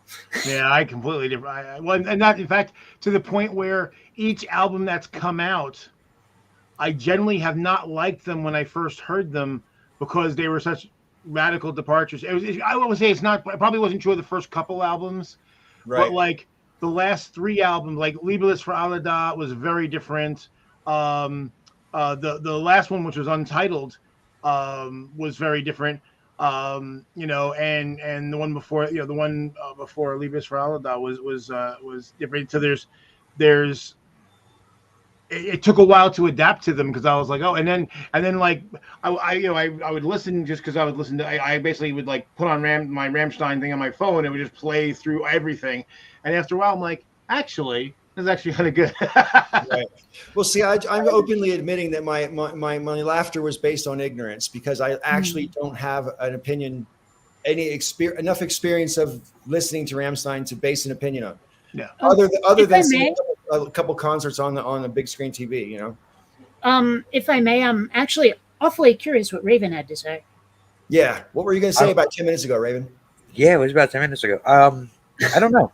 But I was just thinking about something else now, though. Okay. One of the problems is that before I was going to say that all country music today became Def Leppard. All country music today sounds like Def Leppard from the 80s. Now I'm going to Overproduced. have to give it a try. But what I was only gonna worse. say now was that Not as good. Yeah. music has fractured in like 2 million different like subgenres that are just like there's like gent and metalcore and screamcore and all this other Nightcore. core, and it's just like I don't know. It's hard to find anything that has enough of a following that it can become big because everything is just so diversified. Not to mention all the covers that are out there. I mean, my favorite band, Roxette. I mean, I didn't find this out before I found it out about other bands too, but they, like some people put out a lullaby covers album, like a bunch of Roxette songs played as lullabies. And I've found that I mean, it's really weird to hear a lullaby cover of Pour Some Sugar on Me, but it's out there. Well, I think if you want to look for, and I guess this would be for Kazum particularly, if you're looking for stuff that's very different, I'm actually finding that foreign music that's, you know, it's obviously they're influenced by American and British music and Canadian, but they are basically taking their own cultural, you know, traditional music and melding it. And so you have like the Who band, like HU from Mongolia. Like Aaron Ra and I went to see them in concert in Austin 3 years ago, and it was an amazing show. And you know, they're playing like have rock instruments, but they also have traditional Mongolian instruments, and they're doing the throat singing. There's an Indian heavy metal band that I like called Bloodywood, and again they're mixing traditional music with rock and metal, and it's different than what you've heard. I got Nice. burned on something like that once because I found a band, like a metal band from Sweden called Ultima Thule. I don't know what that means. It probably means something, but they play like Viking sea shanties as metal, and I thought it was awesome, right? And I was listening to some of them for a while, and then I looked up the band and found out they're all a bunch of rabid skinheads, and I'm like, God damn it! You know, in fact, it's weird. It seems like skinheads and Nazis make great metal and punk, but I don't want to listen to it because of who plays it and what they sing about. But the music is amazing and it sucks. Also, I kind of want to agree with Paul about not liking opera. To me, it's just yodeling for snooty people. But I would like to hear opera sung in a more normal voice. Like if you were to sing opera as a pop song instead of howling it to the rafters, what would it sound like? I can only I hear can- the. I can tell you exactly, Kate. Hold on. I can only find the opposite. I found a lot of here's pop music sung as opera, but I want to see opera sung in more of a pop style to see if I like the tune when it's not going straight through my skull. Perfect Yeah, I example agree. for you, I'd love to Kate. hear that. Perfect example.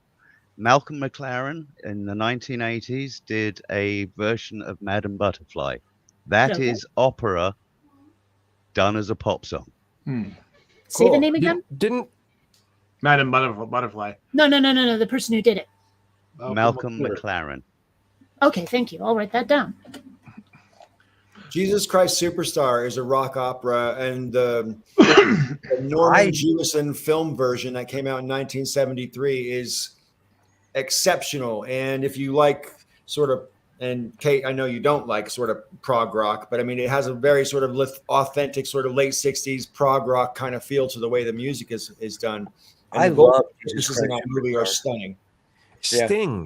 Sting, I believe, has worked with, has sung with opera singers at some point. At some point, like there's a cameo or something like that he's been involved with. I swear, I remember Sting singing with, taking turns singing, with an opera singer, singing in some sort of opera song, and I can't remember which song it was, but I think Sting has done that. And Sting couldn't be any more opposite of the way that opera sounds. Sting just does pure notes. There's almost no vibrato. So, And I have to say, I like it when people sing without vibrato. Sometimes vibrato, it feels to me like they can't hit the right note, so they're warbling around it to make us think they can. But if Well, someone that's can get exactly that right, Kate. just pure tone without the warbling, I'm like, oh my gosh, I love it. I don't mind vibrato, but there are in the 90s it became like way over the top where it was like people thought that was a sign of intensity when they would go like, I'm like, yeah. Don't do that. It's annoying. Was it Christina Aguilera was famous for doing that, like just like warbling all over the place, and that used to drive me crazy. It's But like she instead has of to auto be tune, it's so- manual tune. So, like Pete said, right? Bohemian Rhapsody is an opera song sung as pop, but also Freddie Mercury actually also sang with an opera singer the song Barcelona. I remember that. Yeah, Hmm. he did. Joe, I'm Freddie gonna Mercury count, had a great operatic voice. I'm going to count Operation Mindcrime from Queensryche as being rock opera, because Jeff Tate is a opera trained singer, and it was like a story, Yeah. like the whole album, like sung as an opera. The And only I have to admit, that's the thing that bugs me about musicals is that usually the song is a pause in the story. The song never moves the story along. And that's something I don't care for because I'm sitting there going, come on, move on. I want to know what happens to the characters. I don't want to hear a 5-minute song about how lonely you fucking are. I'm Do laughing- something. I'm laughing my know? ass off because we had this discussion exactly last night. Oh, Question. But I mean, Well, that's then- always well, then there's- true. then I mean, there's there the- are musicals where it's all music, and the music is the driving force. Hamilton, it was the whole show, the whole thing was. That's not rock. That's rap. yeah, but not enough spaceships. no, I was just going to repeat a similar thing to Raven. Yeah, that there are some where if you can't understand some of even one little section of the lyrics and what's going on in the music, then you can't. You don't know what's going on. What Les Mis, for example, right? The whole thing is that way, and so there's a balance, right? If a musical, you got to have a balance between the side you're talking about, Bionic, and then the other side. So. well, the thing Another is- one where another one where the music wasn't just a pause to talk about emotions, where it was telling the story. It's another, Lin-Manuel Miranda, though. It's In the Heights. It's another one. It was brilliantly. Also, I'm laughing also because like it was a Steve that said, I think last night Steve said almost verbatim what you said was almost verbatim what he said about it. It's like it was like you just echoed Steve Shives. yeah. Oh, thank goodness! No, that's not the wrong Steve. Oh, you thought yeah. What you Green think, Machine. McRae? It wasn't Steve Harvey. Not McRae, but all right. No, but I will say this about musicals. I like musical numbers that come out of nowhere and are played for comedy. I mean, like Every Sperm is Sacred, or the song about Barney's suits and How I Met Your Mother, where it's just like, whoa, this became a musical out of nowhere. I like that. But, only because of the novelty of it. If the whole movie's a musical, forget it. There are a small number of musicals that I like. Very small. I like both Greases, even though Grease 1 is way better than Grease 2. I still like Grease 2. West Side Story is cool. Was that? Little Shop of Horrors? No, I can't stand Little Shop of Horrors. It makes my brain hurt. But there are, and I'm drawing a blank right now. There's probably 2 or 3 others that I like. Earth Girls Are Easy. How about Best Little Whorehouse in Texas? Yes, that was cool. That was good.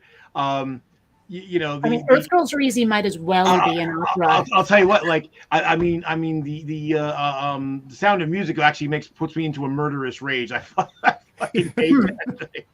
Especially like the songs and Oliver. That and Annie, all 3 of those make me want to like chop my own head off. I mean, they're horrible. Joe, the hills are alive. The sun will come out tomorrow. Wait, the sun's gay? I don't mind musicals for the most part, but there's a subgenre of musical that I don't like, which I suppose you might call the crooner musicals. Like from the late 40s, all the way through the 50s, where, like Kate said, basically you're watching a movie and then all of a sudden they have to break out in song about how much I love you, and like nothing actually happens except for the song. Like Singing in the Rain.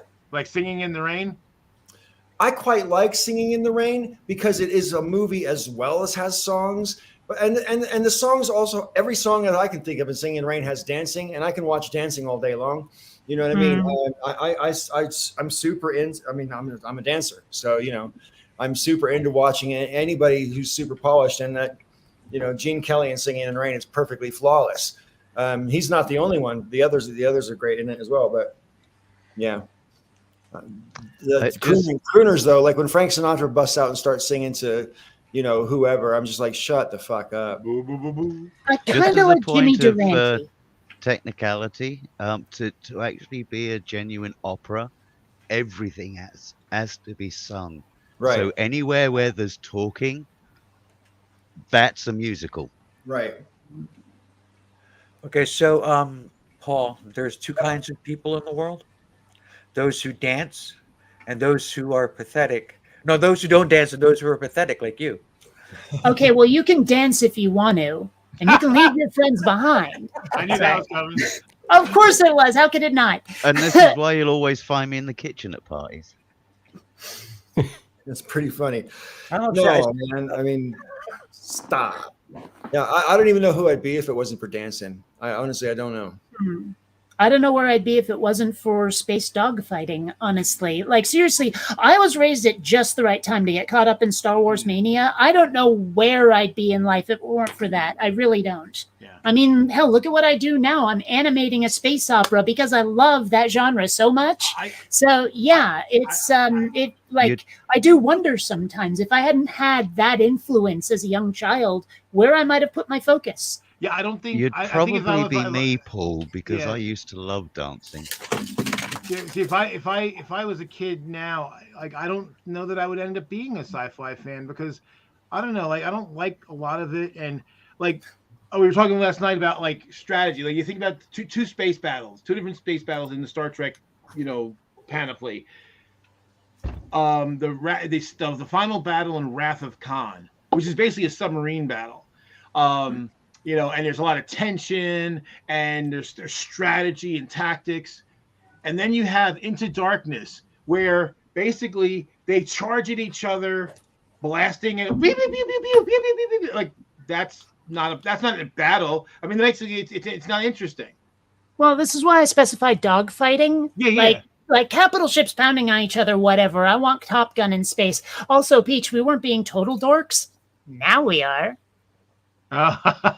I mean, I got these really cool elf earbuds, and it's fun to walk around and freak out the normies, So, wait, Pete, you say that like it's a bad thing. I mean, that's my life. I embrace it. Although I will say I resent the term dork just a little. I'm a geek. True. I'm not a nerd. I'm not a dork. I'm a geek. I mean, When I- hell, the tattoos alone show that. When I was in, Can you when I be was in both? college, I went to engineering school. We figured out we had 17 different words to describe your level of nerddom. And they've started off from fun ones, and it got progressively to the point of like, you're so socially inept and so much of a jerk that even other nerds don't like you, Mm. And that one in my school it was schnoid. A schnoid was somebody that was like, will there be homework with this, and you're muted, Raven. Dweeb was on the list, right? Dweeb was on the list, yes. Okay.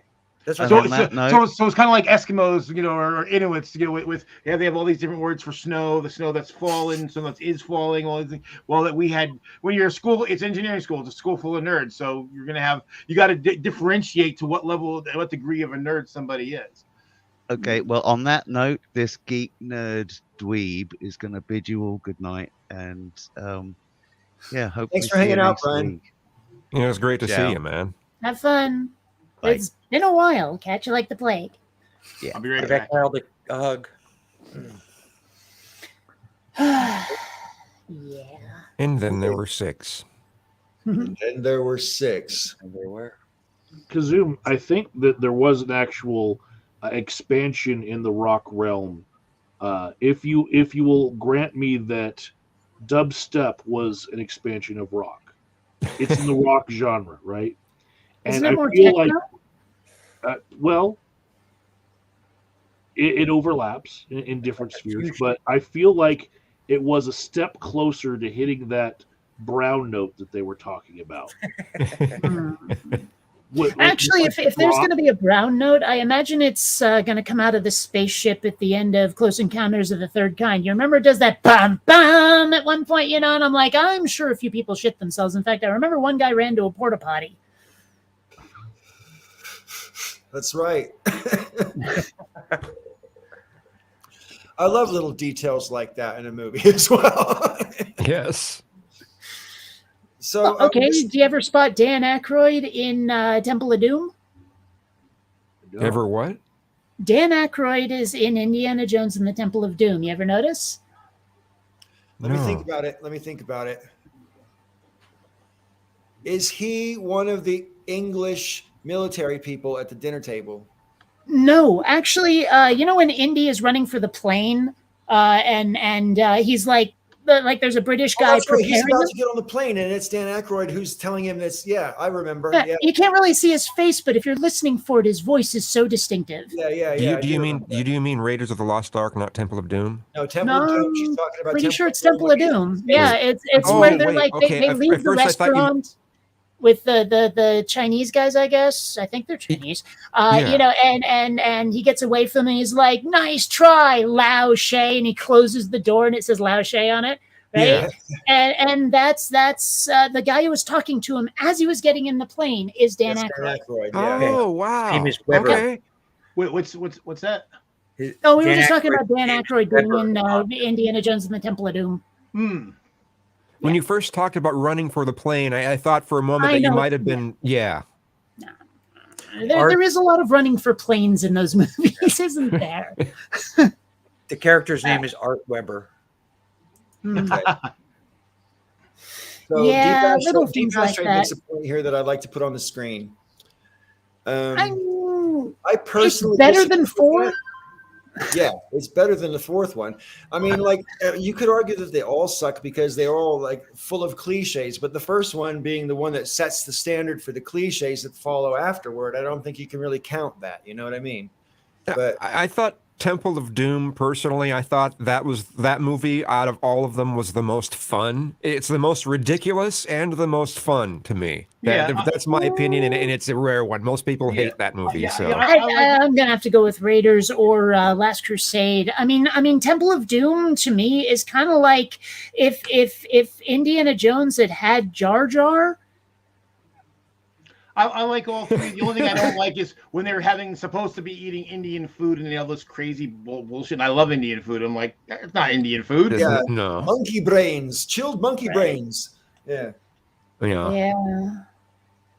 I don't know. The movie was stupid. You know, but my favorite James Bond movie will probably always be Moonraker for the same reasons. It's ridiculous and over the top and stupid.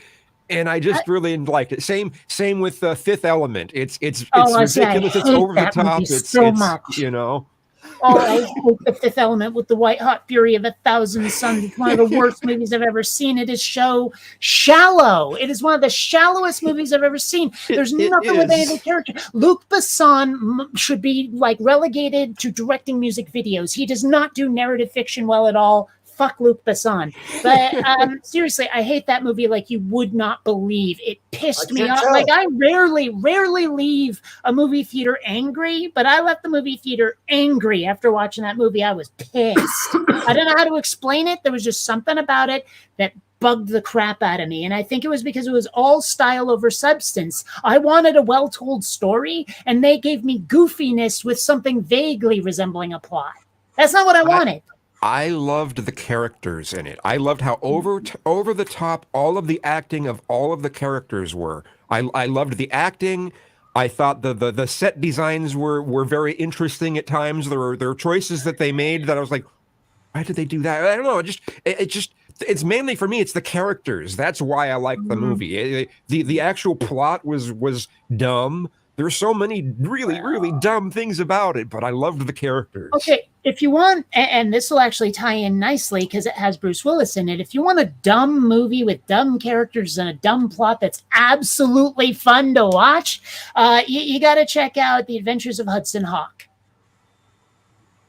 Agree. I might have seen that. When is that? Was that in the 80s?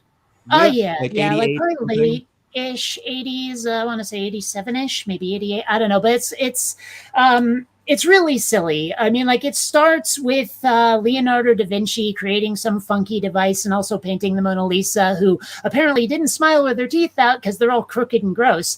And then it ends up in the present day where there's all these weird spies and all Bruce Willis wants is a cup of coffee and people keep interrupting his coffee or shooting the cup or something. And it just gets goofier and goofier and goofier. And that's why it's fun. But I don't know. I wanted a better story out of The Fifth Element. Okay, I'll have to check out Hudson Hawk. I might have seen it, back in the day, and I didn't really, but I'll check it out. I've got that jotted down. I would like to ask y'all, in all sincerity, and this is not limited to any particular genre, what do you think is the worst movie that you've ever seen, that you've ever paid to see? No, forget that. Not that you've paid to see. You could have watched it on the internet, I suppose, because you don't always pay to see movies anymore. So what's the worst movie you've ever watched from start to finish without walking out on? Oh, without walking out on. Well, okay.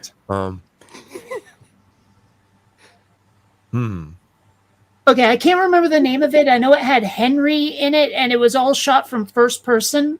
Oh, I hate those movies. And I mean, it was seriously like watching somebody else play a video game the whole time. It was just one big long action scene, and it by the end of it, I was like seriously grinding my teeth. Like it was not fun to watch at all. The Ghostbusters remake. It might have been fun if it was 20 minutes long. There you go. The Ghostbusters remake. Oh, Alien 3.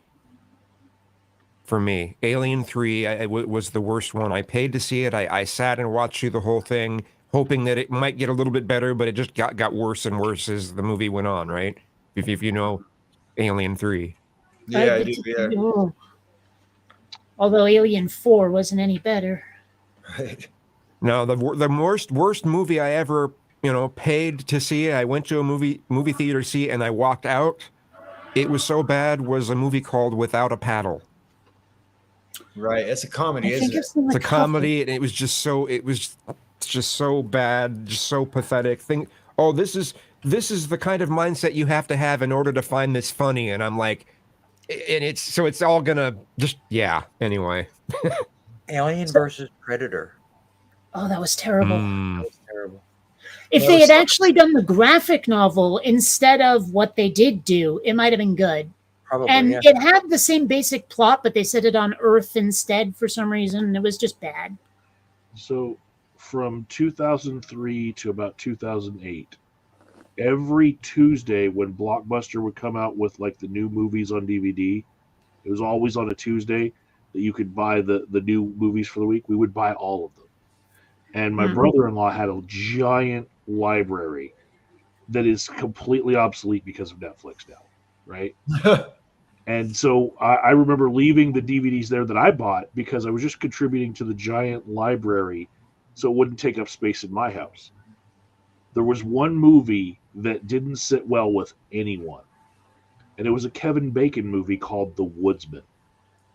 The premise of the story is Kevin Bacon's character is a child molester. 12 years after he gets convicted, he comes back to his hometown to try to start a new life.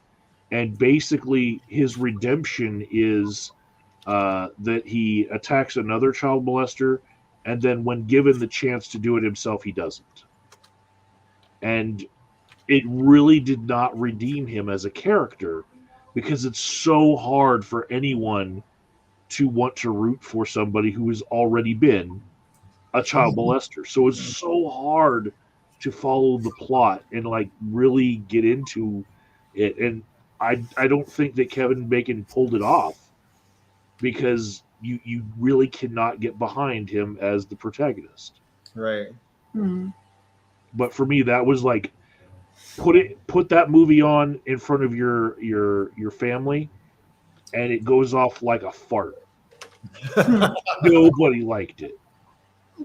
There was a movie that I saw where I absolutely hated it. I mean, hated it so much, but it had a moment at the end that redeemed it, not because of the movie, but because of the audience. Have you ever seen Van Helsing? Because that's a terrible, terrible movie. But like, there's a female protagonist, lead, whatever, who's not Van Helsing, and she gets very killed during the movie. And then like she, I guess, goes off into heaven or something at the end of it, because you see her face looking like a cloud, just sort of dissolving into the clouds, and Van Helsing's looking up at it all sad. And some dude in the audience goes, "Stupid!" and everybody laughed. It was great. I loved it because honestly, the movie was terrible, and that was the only good moment where just like someone shouts that, and the entire crowd agreed. I loved it. I have one. Actually, the worst movie ever that I ever sat through. Tusk. Okay. Who's in it? What happens? Okay, it's about this guy who's like kidnapped, and the guy who kidnaps him slowly turns him into a walrus by sewing body parts on him and stuff. Wow. It's And that movie, someone pitched that movie to a producer, and they said, "Yeah, I think I can find someone who will direct this." And then the director read the script and said, "Yeah, that will work." And then they spent millions of dollars to make it. Okay, then let me tell you about Deathbed, the Bed That Eats. I wish I was kidding. Patton Oswalt mentioned that in one of his sketches. And I was surprised because I had heard about it back in like the mid 80s. And when he mentioned it, I was like, holy crap, am I the only one who's seen that? I think so.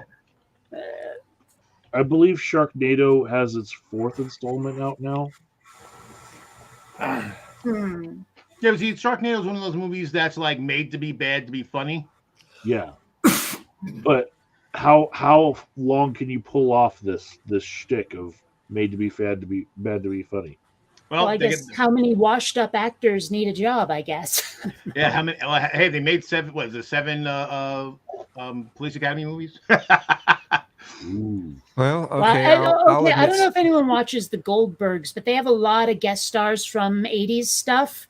And like, I mean, Anthony Michael Hall plays a teacher and things like that. And at one point, I swear Steve Guttenberg was like a science teacher or something, and I did not recognize the man at all until I saw it in the credits. I was like, "What?" and rewound. I was like, "Oh my gosh." I never would have recognized him at all. He looks kind of like Alfred E. Newman or something. Or like if Bernie Sanders and Woody Allen had a bastard love child, that's what gosh. he looked like. There have been a number of movies that I've I enjoyed very much when I was young, and now I look back and go, oh. And I'll have to admit that Superman 1, with Christopher Reeves. Reeve. Reeve, yes, Christopher Reeve. It's hard to watch now. I mean, I thought that I could. I might look back at my memories, and I watch it now, and it's like, wow, this is. And maybe it's the effects or whatnot, but like especially the part where now I'm gonna turn back time by swirling around the world and making it go the other direction. Because that's how science You know works. the history of that, right? Though why it's like that? Because Richard Donner wanted to make a serious Superman movie, but then the studio stepped in and said, no, comic books are for kids. You make it goofy and wacky. And that's why, like in Superman 2, because they were actually made concurrently, there were all these scenes of like, the three bad guys doing their super breath thing and people getting like ice cream cones in the face kind of nonsense, Right. is like the studio stepped in and said, no, make it a cartoon. Even though it's a live action, that's what they wanted. They wanted goofiness and wackiness because it's for kids. And don't get me started on what Hollywood thinks kids need or want or whatever. I hated it as a kid. I wanted shit I could dig my teeth into, and all I got was wackiness. It sucked. Just saying. Okay. I'm with you. I can't think of any. Oh, I've been actually sitting here trying to think of one. Yeah. I can think of a lot of movies nobody's heard of that I absolutely adore, but ones that are universally panned, but I like it. Jekyll and Hyde together again. Star Trek: The Motion Picture. I love that movie. That's a good example. I freaking love that movie. Most people hate that movie. Most people think that movie is just horrible. It's proper science fiction, though. I mean, and the cinematography in it is amazing. Okay, but it's too long. It needs an editor badly. No. Yes. It's not too And long. actually, and I'll It's explain fine. why. No, it's not. And I'll tell you why, actually. The studio got hold of it and said, like, oh, we're releasing this now. We don't care. So they left a bunch of effects shots in there that were supposed to be interspersed with other things. And I'm sitting there going, like, I have ADHD, right? Come on. Right. Move it Well, I mean, along already. when they get to V'ger, for example, there's a whole bunch of shots of different, the Enterprise going past this bit of the spaceship, and then the Enterprise going past that bit of the spaceship. I mean, it's because just to show you how huge the spaceship is or whatever. But I'll tell you what, they could definitely cut out 2.5 minutes of that movie, because there's 2.5 minutes where Scotty gives Kirk a tour in his little shuttlecraft around this Enterprise while we all. Oh, the Enterprise. Oh, nostalgia. No. Get in the ship and let's go. We don't need a 2.5 minute tour around the ship that we already know what it looks like. It's just that's 2.5 minutes. Well, what they were doing is they were showing off, like, hey, look how much neater we made this compared to the one we had, the model we had on the show. Right. There are just way too many movies out there that I think needed an editor. I mean, I'm sorry. I could have loved Blade Runner if most of the shots had been a third their length. Do you mean the newer Blade Runner or the Harrison? No, the original. I've never seen the new one, but I mean, seriously, Okay, like the original that three conversation versions of the he's original having Blade with Rachel, and there's like these long pauses between the next lines. I'm sitting there, dude, hurry it up, make something happen, speak again. Come on. Have you seen all three versions of the original Blade Runner? I don't know. There's the cinema I release. honestly don't know. Yeah, there's the cinema release, then there's the original director's cut, and then there's the director's recut. So there's like 3 versions of it. So you might like one of them.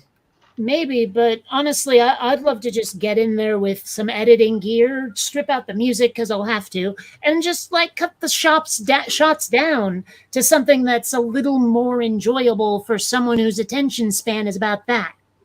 So, Just saying. The music is one of my favorite parts about it, about Blade Runner. Well, the only reason I have to cut it down is because obviously it wouldn't fit anymore. But Sure. Oh, The thing I like about the cinema release of Blade Runner was, it's Harrison Ford's narrating the movie. It's like a diary or something, I guess. I don't really know how you want to sort of describe it. And then in the director's cut, there's no narration at all, and it completely changes the entire vibe of the whole movie. Well, basically, the director's cut or the original cut, it's kind of like film noir. Right. And you think of he's kind of like the gumshoe from all the film noir films. I do And love we've that talked- they basically set the genre for cyberpunk, though, even though it wasn't. I mean, it's cyberpunk, but it's not jacking in kind of cyberpunk. But the visual style has been continued in that subgenre of sci-fi for decades, and I for that alone, I do like Blade Runner, but it's just hard to watch when it goes so slowly. You just reminded me too, Kate. I posted this on Facebook the other day, and I'll say it online live now.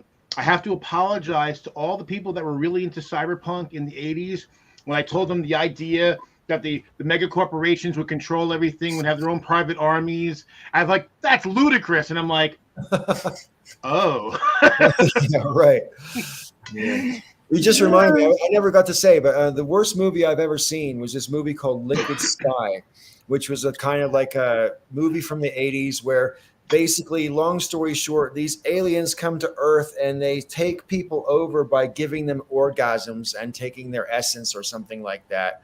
And this girl gets like inhabited by this alien and she fucks people to take their life energy to feed. It's weird, man. I bow to my alien overlords. Something I just want to mention is we were talking about effects from a number of movies. The same person who makes special effects guy, Douglas Trumbull, was known for 2001, for Close Encounters of the Third Kind, Star Trek: The Motion Picture, and Blade Runner. Wow. That's the same special effects person for all of those movies. Wow. Now, 2001: A Space Odyssey is another one that could have benefited from some serious editing. That movie is too long. But I'll also say this about it. Like a lot of the classic sci-fi authors, like Asimov and Clarke and all of those guys, they tended to focus so much on the science and the scenario and not so much on the characters. I mean, seriously, try to read Rendezvous with Rama and like care about any of the characters. They're just there to hold the tools. Right. And that, for me, is the problem with the characters of 2001. I mean, everything I know about Dave Bowman is astronaut. That's it. He's not a person, really. He doesn't have much of a personality at all. He's just really bland, even. He's about as bland as hell, for that matter. Talking about cutting that movie. There's that one scene where the airline person, like, they basically walk, like completely around. It's like, okay, yes, I get that would happen in a proper physics thing. I didn't need to see it. I got a question for you all now. And I'll start with my first answer. What do you think is the most overrated movie of all time? I personally think it's The Godfather.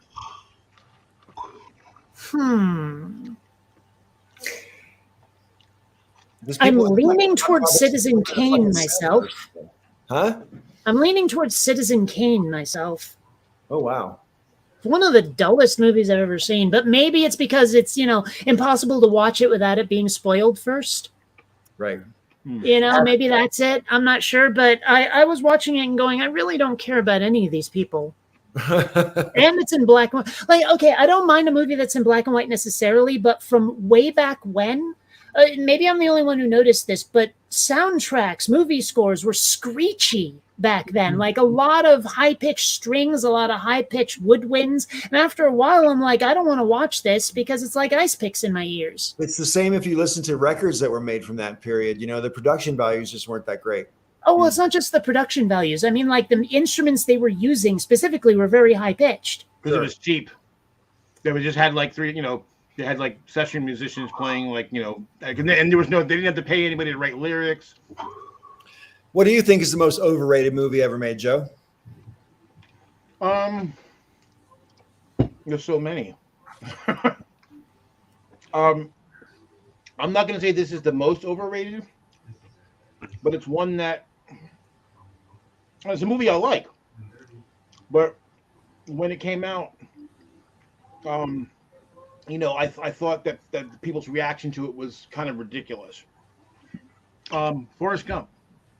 Yeah, I that'd definitely be in my top 10. Yeah, and again, it's a movie I've watched that. I like the movie a lot. I've watched the movie, probably 12 times at least. But I remember people watching it and thinking like somehow like was like gonna change their life. I'm like, are you fucking kidding me? I mean, it's a cool movie. Don't get me wrong, but and I was gonna say Peach is wrong. Well, I have to say, Lord of the Rings I found pretty underwhelming, but I loved the Hobbit movies. Probably because they were a little more upbeat, a little more fun, Like they had some whimsy to them. I hated the Hobbit movies. I'll have to agree with Peach on Lord of the Rings, but I'd also have to say Independence Day. I can't stand that movie, and it's been just so highly rated, and everyone loves it, and you always have to. It's just like I can't stand that movie. Just absolutely hate it. The directors are like those because they did Independence Day and that horrible Godzilla remake and a whole bunch of others. These guys, and they have this sort of cookie cutter fast food way of making movies, and like. I'm all for diversity, but not when it's forced. And these guys have a checklist. Get the Asian guy, get the black guy, get the gay guy. In every movie, they have to hit everything on there. Like it's I don't know. It feels so fake and forced when you notice it. Like I like it when a character just is who they are, and it doesn't like they weren't chosen because of their race or anything. They were chosen because of the right person for the role. When it's nice and organic. I mean, I don't know. I have to correct Peach on something important. Uh-oh. It was not a 3-hour snooze fest. If you think it's a snooze fest, it's a 9-hour snooze fest. So, what do you think is the most overrated movie ever? Avatar. Avatar. That story had been told a million times, a million different ways for about 1 million years. Stop with the white savior trope, for fuck's sake. I do like the white guy goes native trope, but yeah, the savior part bothers me a little. And it was so naked. I mean, that's the worst of it. It was like they didn't even try to hide it. Like, here you go. Yeah. It was. Yeah. What about you, Mike? I'm gonna say, it takes a certain group of people to have received this hype, like before the movie got released. But Left Behind was like such a letdown. I saw it like get so much promotional things in the Christian world, and then it was just a horrible stinker of a movie. And I remember having to listen to the whole Left Behind series on like audio tape in the car as a kid. And I was really wanting to see this movie. And when it came out with Nicolas Cage, that Left Behind movie was just horrible. Well, because their whole the Left thought Behind is movies are Kirk Cameron. Am I wrong? Yeah, no, it's not him. But the thing is, it's all so shallow. The whole thing about it, like there's some movie now with Mel Gibson, and Mel Gibson plays apparently an atheist. And the main character is a Christian. It's Mark Wahlberg plays the Christian, and Mel Gibson's character. I saw that you've seen the previews for it. Mel Gibson's character literally. So Mark Wahlberg says, "I'll pray for you," and when Mel Gibson says, "You're violating my rights as an American," and I'm like, no atheist has ever fucking said that. You fucking straw manning piece of shit. Oh, I didn't know there was a remake. Thanks, Peach. Okay, that's the info I was looking for. All right. Yeah, I didn't have that context. Thanks. I'll be right back. I know that in the same like genre of like religious movie, it was John Travolta in Battlefield Earth, like trying to make a movie that would be like honoring this guy L. Ron Hubbard that he reveres so much, and then all I could think about was, is that snot running out of their no? That's like their breathing system. What the hell is that? Who does that? That movie was really bad, I will agree, but there was one moment that absolutely slayed me. It was completely deadpan. Like the cavemen found those simulators so they can learn how to fly and fight, right? And one guy gets killed and he just goes, fuck. That's it, just fuck. And for some reason that killed me. Sort of the same way, like I wasn't into The Big Lebowski, and let's make that my most overrated movie. But when they're shoving him into the limo and he goes, hey man, there's a beverage here, that killed me too. I don't know why. It just, yeah. Speaking of The Big Lebowski being an overrated movie, I don't know why The Big Lebowski reminds me of this movie, but did any of you ever see? I think it's called "Oh Brother, Where Art Thou" or something like that with George Clooney. Never saw it. I remember the cover. Right. I mean, I watched it maybe a couple times, and I'm like, why did everybody rave about this? I didn't really. I mean, it's not a bad movie. Don't get me wrong, but I mean, I think it was super like. Everybody raved about it to me, and I'm like, okay, I'll watch it. I'm like, it's kind of cute. Well, a lot of the movies made in that same vein seem to me like they're trying to, I don't know, recapture the sort of movies and TV shows about nothing from the 90s. It just has that same sort of like, okay, it may not be a sitcom, but you guys were watching a lot of Seinfeld, weren't you? Kind of thing. Or it's just sort of like a tone poem more than a story. I don't know. I remember getting a lot of ads for the Atlas Shrugged movie series of movies, and it was the first one. Like everywhere you looked, there was "Who is John Galt?" And it was just like that one phrase. I think they had like the .com for it. Whoisjohngalt.com, and you were supposed to go there and like really be wanting to see this movie. It was so bad that all the original actors quit. And so this was a trilogy of movies. You should be able to keep all your actors together for a trilogy, but like it was so panned, that first movie, that like all the actors quit on them. That's pretty funny. Well, I mean, they got a different guy. I mean, what's his name? I can see his face. What's his name? Anyway, there was a guy who was the Colonel in the original Iron Man, who they changed in the second movie, and then was War Machine for the rest of the whole thing. I can't think of his name, but yeah, they changed him. Brody. Brody. Right. Yeah. Terrence Howard.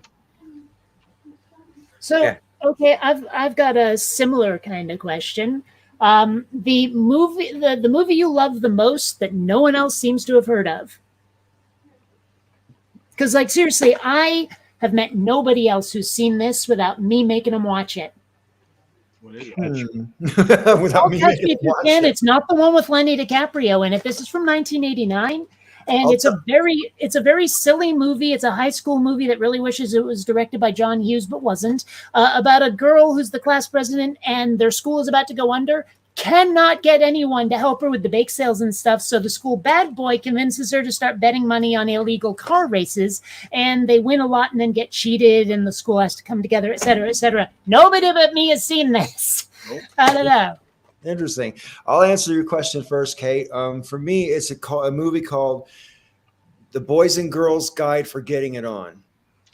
And the entire movie takes place in about a 24-hour period from right before you're about to get off work on Friday afternoon to go out and hit it on Friday night all the way through until the next night. Like, it's like, and it's one of the most realistic movies I've ever seen.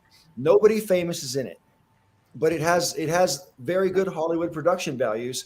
And at the end of the movie, it's kind of cute because at the end of the movie, they basically have like a little blurb that basically says, ha ha to all you fuckers who said we couldn't make this movie. Here it is anyway, fuck you kind of a thing, which is just kind of cute to me because obviously the movie got pitched loads of times and didn't get it. And so they made it themselves anyway. But basically, I'll give you an idea of the sense of humor. There's people are going out for a Friday night in Hollywood, right? So there's going to be a lot of people doing drugs. Let's just face it. That's Hollywood. That's a Friday night. And then there's like a list comes up on the screen and it says, good drugs on the right, bad drugs on the left. And on the good drugs, it's got, marijuana, mushrooms, LSD, ecstasy, cocaine. And on the bad, or it's not bad drugs, it's the sketchy drugs. The sketchy drugs, it's got meth, heroin, cocaine. So like cocaine's on both lists. I think it's pretty funny.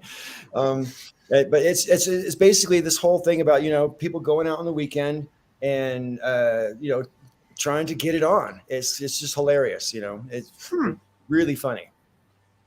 There's one movie that I doubt anyone here has seen, but I love. I haven't seen it in years. It's Michael J. Fox's first film. It's called Midnight Madness, and it's 1980, and it's a scavenger hunt, and there's different teams of people, and it's a total 80s geek movie. Eddie Deason is in it, of course, because Eddie Deason has to be. Everyone needs. Every movie needs the quintessential geek, and that's Eddie Deason. But like no one's seen it besides me. I think I probably have seen it because I know that I had seen Michael J. Fox in movies before Back to the Future, but I don't remember which one. So that might have been it. It was only when it's before Back to the Future. I only remember him from Family Ties. I never watched that show. Yeah, only movies he was in before Back to the Future were Midnight Madness and Class of '84. I might have seen one. I definitely saw one of those then, yeah, for sure. Now, a movie that I've found that a lot of people haven't seen it, and maybe you've heard of it, maybe you haven't. But Dark City. That was fantastic, and so many people just don't know about it. You mentioned it as what? I've never heard of that. Oh my goodness, that movie was fantastic. I mean, they couldn't have made a more opposite Kate movie at all, but I get why people would like it. There was one. I wanted to joke about what Ashtray said. I just wanted to say, like Kurosawa, I make mad films. Okay, I don't make films. But if I did, a samurai. Another like kind of quintessentially 80s kind of bad movie that I like a lot is Night of the Comet. Oh yeah. Everything still works. Everyone's dead in the world, but the lights all still work and everything still works. It's hilarious. It's really that's a slight detour, but based on that a little bit. I think it's 2024. There's going to be like the last complete solar eclipse over the United States for like 120 years or some crap. And it will go directly over Burlington, Vermont, where I will be living. So I will be perfectly placed to see a total eclipse. Awesome, right? That is awesome. Paul, we're going to Texas if you want to join me where it's warmer. Yeah, it is going over like Austin or Dallas or something too, I think. Yeah. Houston, maybe. I don't know which. Hands up, everybody here who's already seen a full solar eclipse.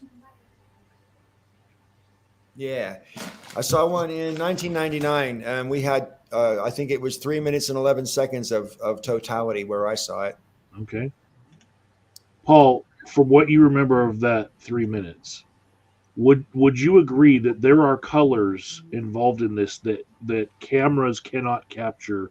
Only your eyes seeing it physically can.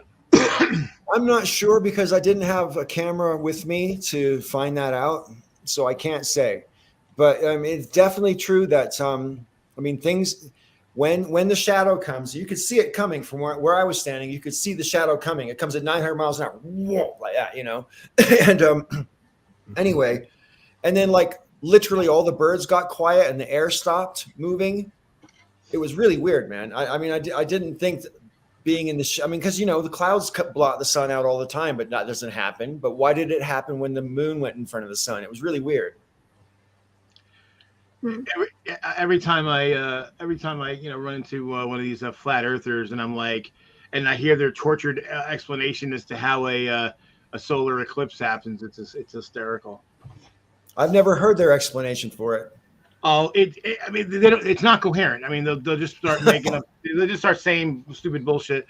The funny thing is, actually, what I want to do, I forget which one. There's one of the well-known flat earthers actually makes a diorama that he sells, and it's like the flat disc Earth with everything on it, and it's got like these things hanging up there, so you can basically make the sun and the moon go around the way they say that they do. The funny thing about it is that if what they say was true, the phases of the moon would be different at different spots on the Earth on the same day at the same time.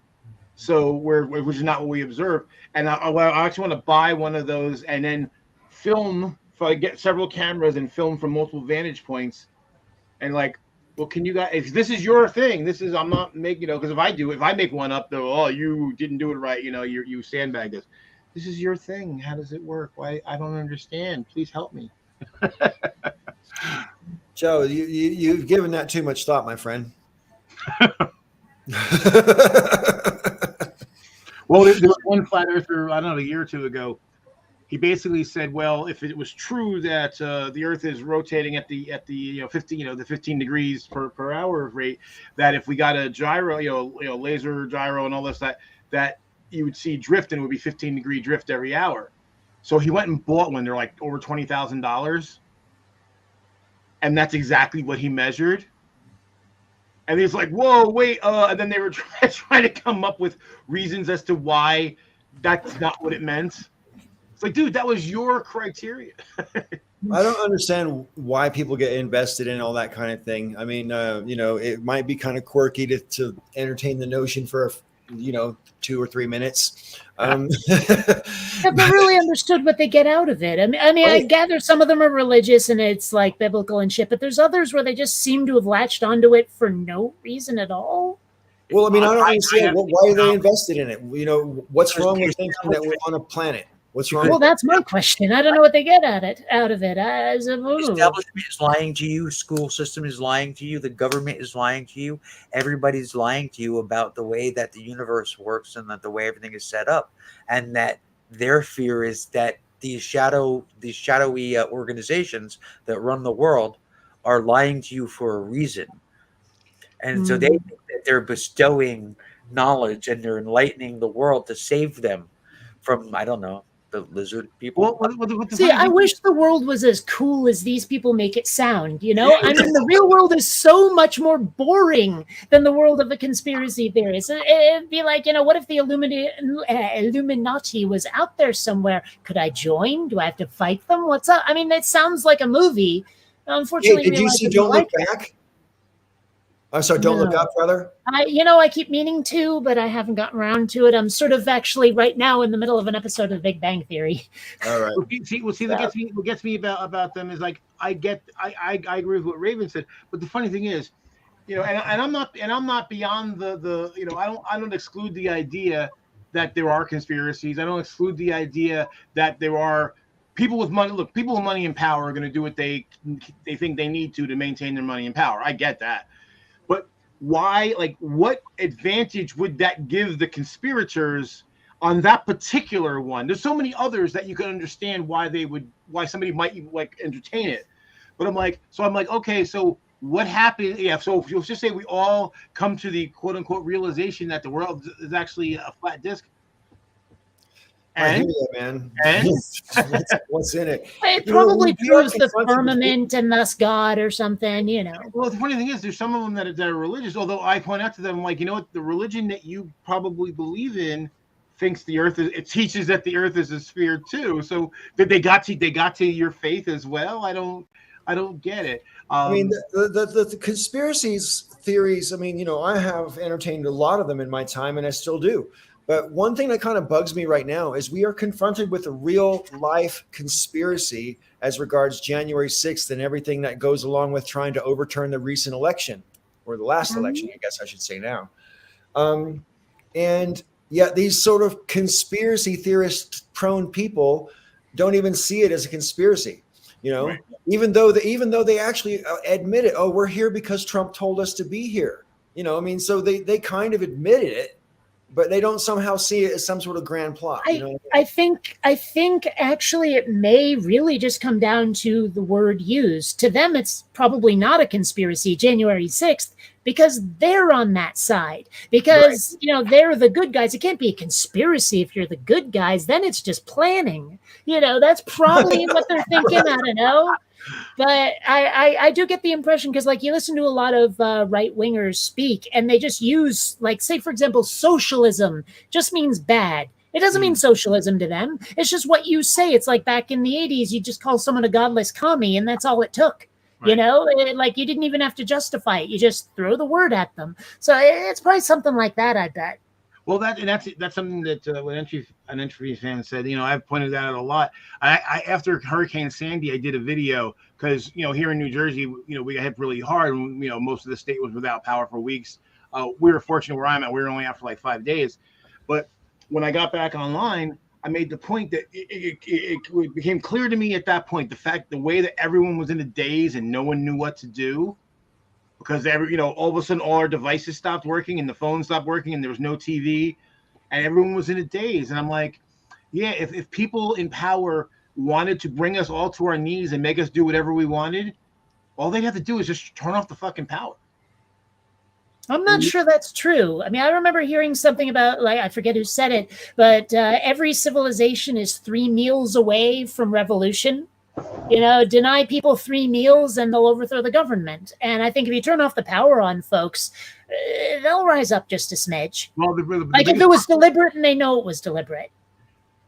Well, the thing is that nowadays, how would you, you know, everyone's so locked into electronics. If all of a sudden the devices are not functioning, how do you organize? No, I don't think anyone knows how to organize the old-fashioned. You go outside and talk to other people who are wondering what the fuck. I mean, I don't know. How do angry mobs form? You're muted, Paul. You're muted, Paul. But it really looks interesting what you're saying. Yeah, thanks. It really kind of boils down to how far gone things would get, because we kind of discussed this previously on this channel where, you know, I mean, like, how long would it take civilization to unravel if electricity completely stopped? My personal feeling is it would take as long as it took people to realize that electricity was not coming back. However long that takes, that's when it would all come down. And especially when the food starts getting scarce. Well, I mean, you know, we need electricity to pump water. We need electricity to pump gasoline. So once you're out of gas in your car, you're not going to get any more. Yeah. You know, this concept of organizing is actually a really huge problem when it comes to if we had no electricity, because you're quite right. Without electronic communications, we're so accustomed to using, it might be very difficult for people to imagine anything other than, I mean, even just finding out if your relatives are okay would be hard. You know what I mean? Well, but I mean, I know that if it happened while I'm still in San Diego, first thing I'd do after getting a bunch of food and, I don't know, maybe going to the sporting goods store and getting a gun. I don't know if it gets that bad. I mean, maybe I've seen too much Mad Max, but regardless, you know, I mean, let's face it, a disaster like that befalls people and lawlessness tends to ensue. But I would go directly to Balboa Park. That's like to the Prado, because I guarantee you that's where a lot of people would go too if they needed to find others. Like if they needed a gathering space. It's nice and it's open. It's located near downtown. I would imagine the place to go if a disaster like that befell us was Balboa Park. It's the Greek Theater for you and me, Paul. We're going to downtown Denver, Civic Center Park, the Greek Theater. It's across from the Capitol. Okay. And there's a nice natural amphitheater in the cement style thing going on.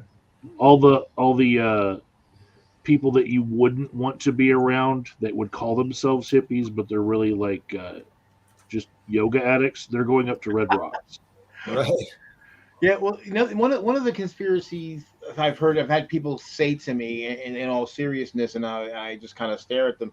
They're like, I remember in the late 90s when we changed the look of the currency. They went with the bigger presidents and they changed a few other things. And somebody told me, two people actually told me in all seriousness, that this was this was going to be the implementation of the depopulation plan that, I'm sure you heard the various nuts talk about this. Yeah, the human cull.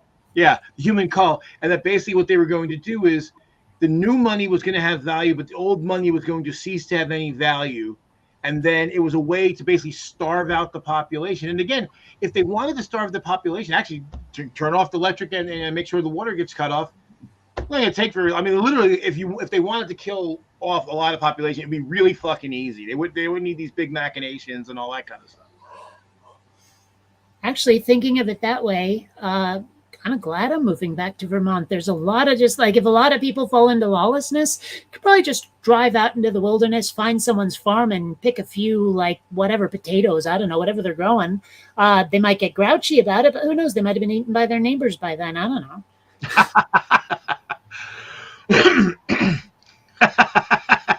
That exactly, Deep Ashtray. I mean, I think tools would be a lot more valuable than gold. Well, I mean, it's kind of funny because I know people who say, they've got, if the shit comes down, they've got their jewelry they can sell. I'm like, dude, during World War II, people were selling their wedding rings for a loaf of bread. You know what I mean? So, Yeah. Well, and it's funny because it's usually right wingers that they think, well, gold. Yeah, and what's the most scary about it? It's not the people. There's some people who are like, hey, what if really bad shit happens and I want to be ready? Okay, you're being a little paranoid, but whatever. But there's the people that are like looking forward to it. Survivalist types. People. I mean, we've talked about this before on the show, I'm sure, but I mean, the people who want to be ready by owning weapons and ammunition aren't really ready. They need to have seeds. They need to have, batteries. They need to have. I think by being ready, though, they just mean to defend themselves. Right. Well, either that or just take stuff from everybody else. Remember, they're right wingers. These are bullies. They care only about themselves, and they're happy to, shoot you, shoot me, shoot anyone on this panel to take whatever we have, so that they can survive because somehow they're more important than we are. Yeah, I mean, I'd only want to protect myself from those types. I'm a lot more about the self-defense stuff. Yeah, I hear you. Like I might want to own a firearm if we had like sort of a global dystopia kind of, Mad Maxian type of thing, but I wouldn't want to have to use a weapon. Kate, have you ever learned any martial arts? I got to high yellow belt in Taekwondo and then had to quit for I think I moved to college at the time and they weren't offering classes where I went kind of thing. But yeah, high yellow belt. Anybody else done any martial arts? No, I mean, for me, I'm just a pugilist. Large frame and, it's kind of funny. Like I've never been one, like I've never been able to like bench press a lot of weight. I'm not like strong in that way, but I've had people that are definitely, could press way more than me that couldn't take me down, when and they've tried. To what Deep Ashtray is saying there, what's the ultimate goal in the mind for the preppers? I mean, I don't know about you, but I think it's just survival.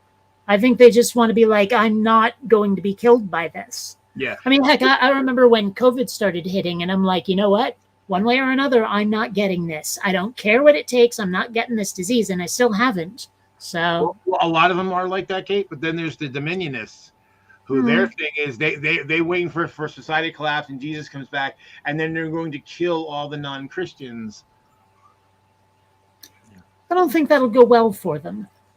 Yeah, I don't think so either. But hopefully they don't get the opportunity. But it's so funny though, like the ones that are so convinced that like the end times are just around the corner. I'm like, dude, they've been predicting the end since the beginning. Right. Well, and I've never I understand they're all going, oh yeah, at the end we all go to heaven, blah blah blah. But I'm like, don't you sort of enjoy life? I mean, I'm not rooting for an apocalypse. I gotta say. Well, the funny thing is, I do wonder about their mentality. Like they must not really think the life is all that great if they're just looking so forward to the next one. And that's actually like my sister's one of my sisters died back in 2014. And at the funeral, and I'm listening to this preacher, and he's basically like, this life doesn't matter, and it's the next life. And I bit my tongue at the funeral, but oh my God, I wanted to punch him in the fucking face, Well, I mean, these people would be really. I mean, which do you think is a? I mean, I understand that everybody present doesn't believe in either. Okay, but which sounds like the more just system to you? Karma and reincarnation, or salvation through Jesus Christ and or heaven and hell, or hell if you don't do it. I mean, I don't care which, as long as I'm in charge. Well, karma sounds more just, certainly. I mean, because at least then the results of what happened to you are based on your actions and how you treated others. Not you said some magic words and the magic lich, willed you into heaven. Right. Okay, well, if reincarnation and karma are real, I'm getting in the next life as like a billionaire with superpowers and a spaceship. Someone owes me big for this shit. I'm just saying. Well, sometimes because I don't believe in reincarnation either, but sometimes I've said to people like, man, if reincarnation is true, I must have been a son of a bitch in my last life. Right. I do not need to have another life in the body of such a fixer-upper. Between the seizures and having LASIK done and all kinds of crap, and don't get me started on what my hair looks like if I let it do what it wants to.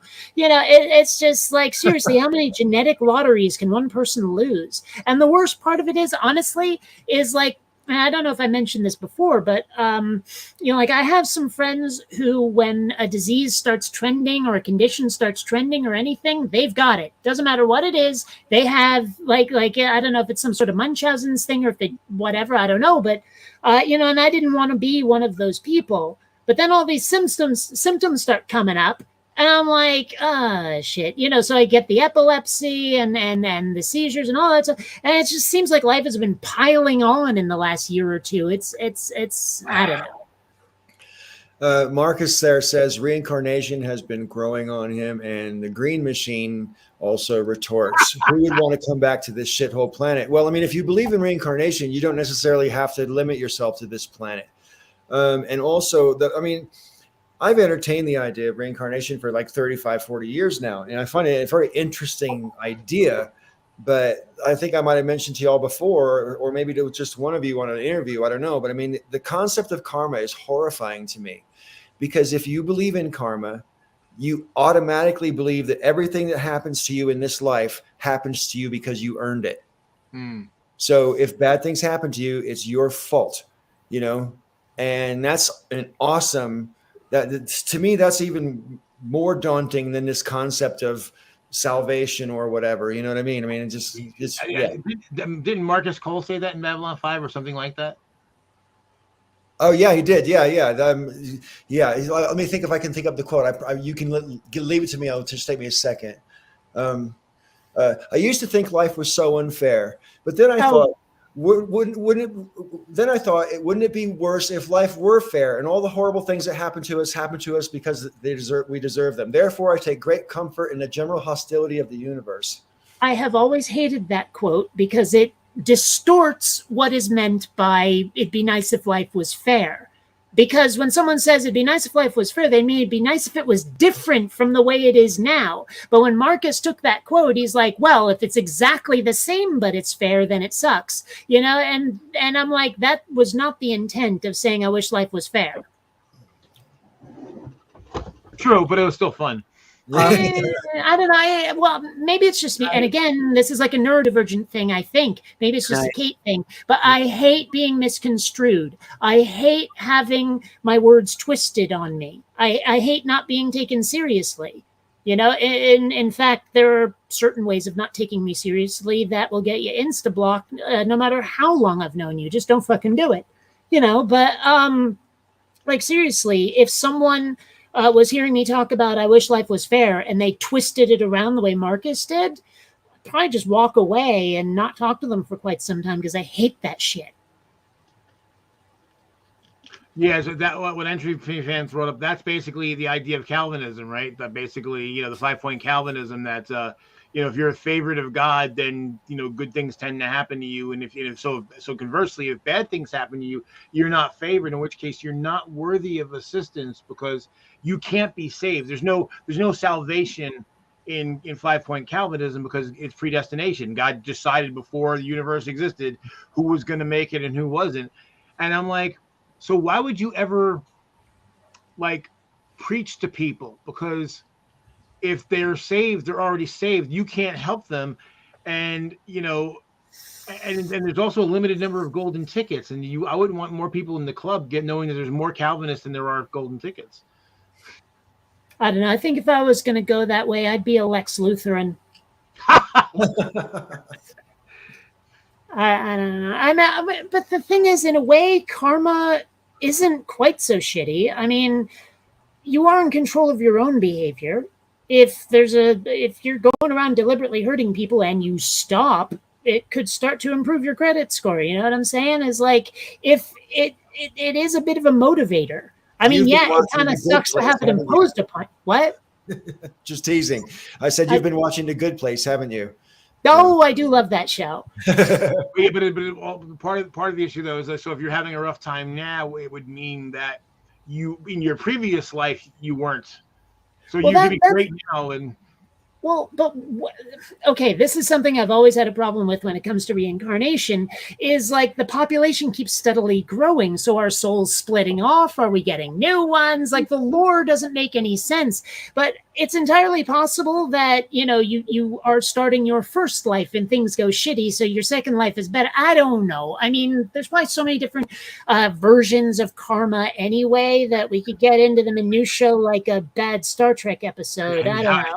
How are souls generated and Well, I mean, this idea that no, if you're into Eastern philosophy, the soul doesn't have numbers or limits or whatever, you know, qualities of any kind for that matter.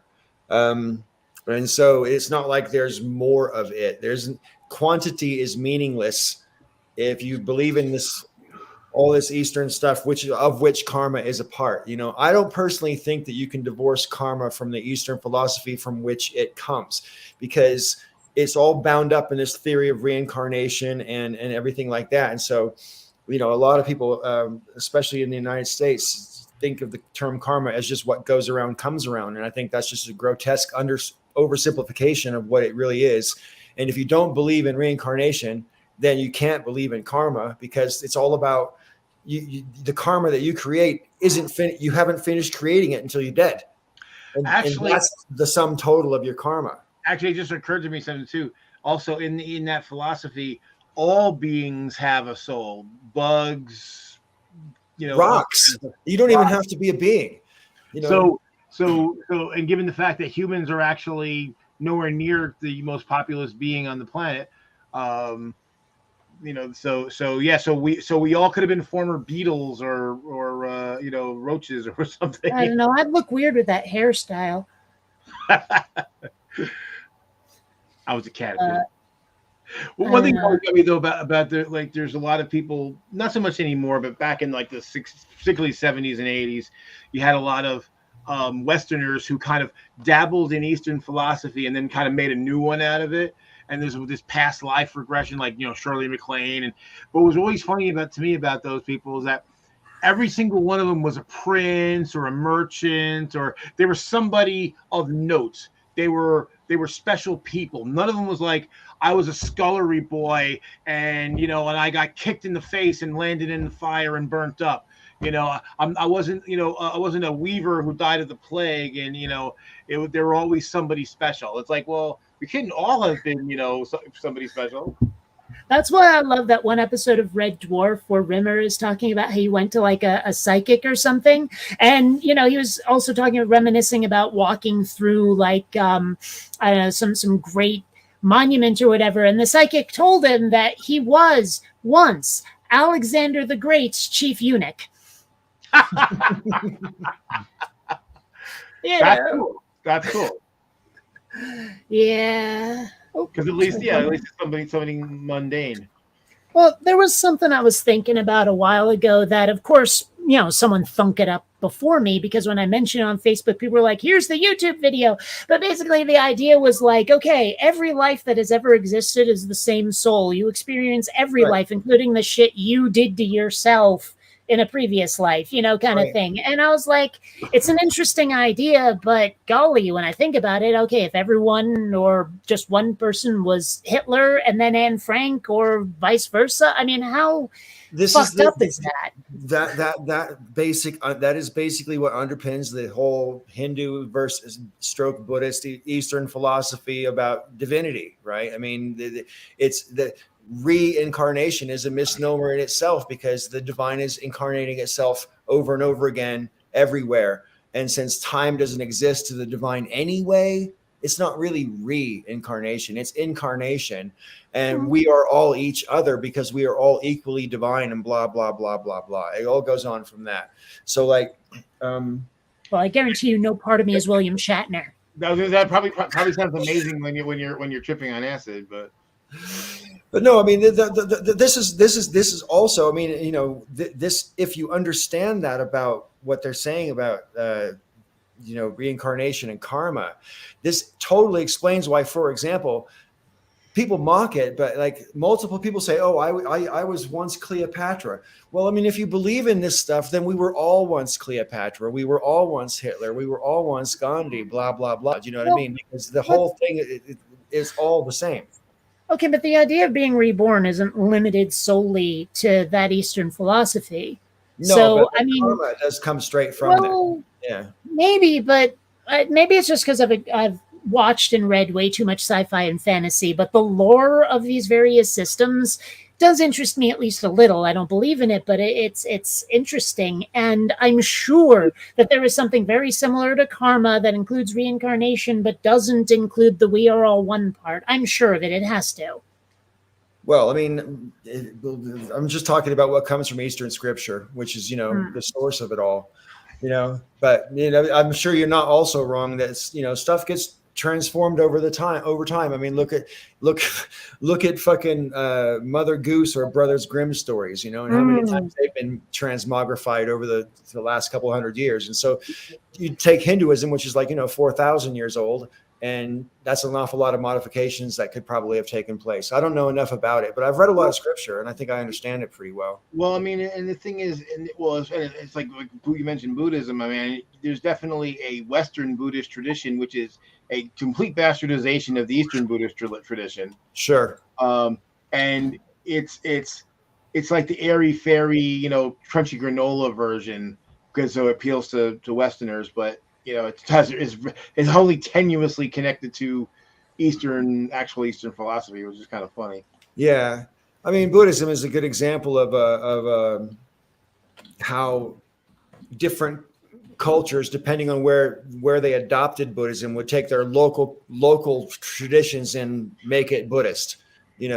Rather than, so there's not really any one kind of Buddhism, not really. Well, it's kind of like the neo-pagans, where basically, they're taking traditions that there's no records of, because they were oral traditions and no one had writing back then, and the people who practiced those traditions were long since killed off, but somehow they know what happened and they're doing all these. I'm like, dude, you just made this shit up, Just like the Bible. Well, this is true. I mean, the thing is, it's funny though, because the stuff that's recently made up, it's like, no, but we actually know, like in certain cases, like, no, literally, we know the dude who created this, Right. like Scientology. Well, it's funny because like Joseph Smith, spent a lot of time in Vermont, where I'm from. You can find some very interesting, like little historical sites where people are like, oh yeah, this is where he was born and shit like that. It's just weird. Okay, I don't know if we talked about this last week, Kate, or not, or if I know I've talked about this recently about the whole Joseph Smith thing, because it just kind of amuses me that in a relatively modern, sophisticated, civilized country like 19th century America, he got people to believe that shit. Well, you'd be surprised what you can get people to believe. It's weird, like the way that crowds can be controlled. Modern technology and the way we can reach people from a distance and stuff. But back then, you had to convince people over a fucking beer. Hey, man, I found these gold tablets. You wouldn't believe what they said. I know everything now. I mean, how do you sell that? Well, how do you sell Scientology? I mean, my gosh. Well, actually, the timing for him was actually perfect, because when you look in the 19th century, as science was becoming more and more of a thing, so people were starting to break away from the Abrahamic religions, particularly Christianity, but they were still looking for something, so they were open. And that's when you got like late 19th century, you got all the mysticism and the seances and all that bullshit. So he struck it with the exact right time. There was an audience looking for something, and he gave it to them. Right. Well, and I think mean, that's I kind fascinating. of get that in a way, because I mean, I'm looking back on my life and seeing some of the things that went right and some of the things that went wrong and all of that stuff, and my conclusion is, boy, would I like another go round. Try to get some things right, but I don't believe in it. But boy, oh boy, do I wish I could. Well, that's what gets me sometimes. I don't really like engage with believers much anymore, but at least on not on YouTube or anything. But when I did, a lot of them would say, "Well, you just don't want to believe it." I'm like, no. Like, the idea that we die and we go to some like fantastical place where everything's great and there's no pain and all of our loved ones will be there again. I would love for that I would really, really like for that to be true. I just don't believe it. Yeah, I mean, that's basically what I'm saying. Yeah, agreed. Yeah, like I remember, like, when my grandmother died, and got the funeral and everything, and you get the prayer cards because she was Christian and everybody all that, but there was a card that was basically like, you see the now deceased person, you don't see their face, it's a generic card, but they're being hugged by Jesus as they're entering heaven.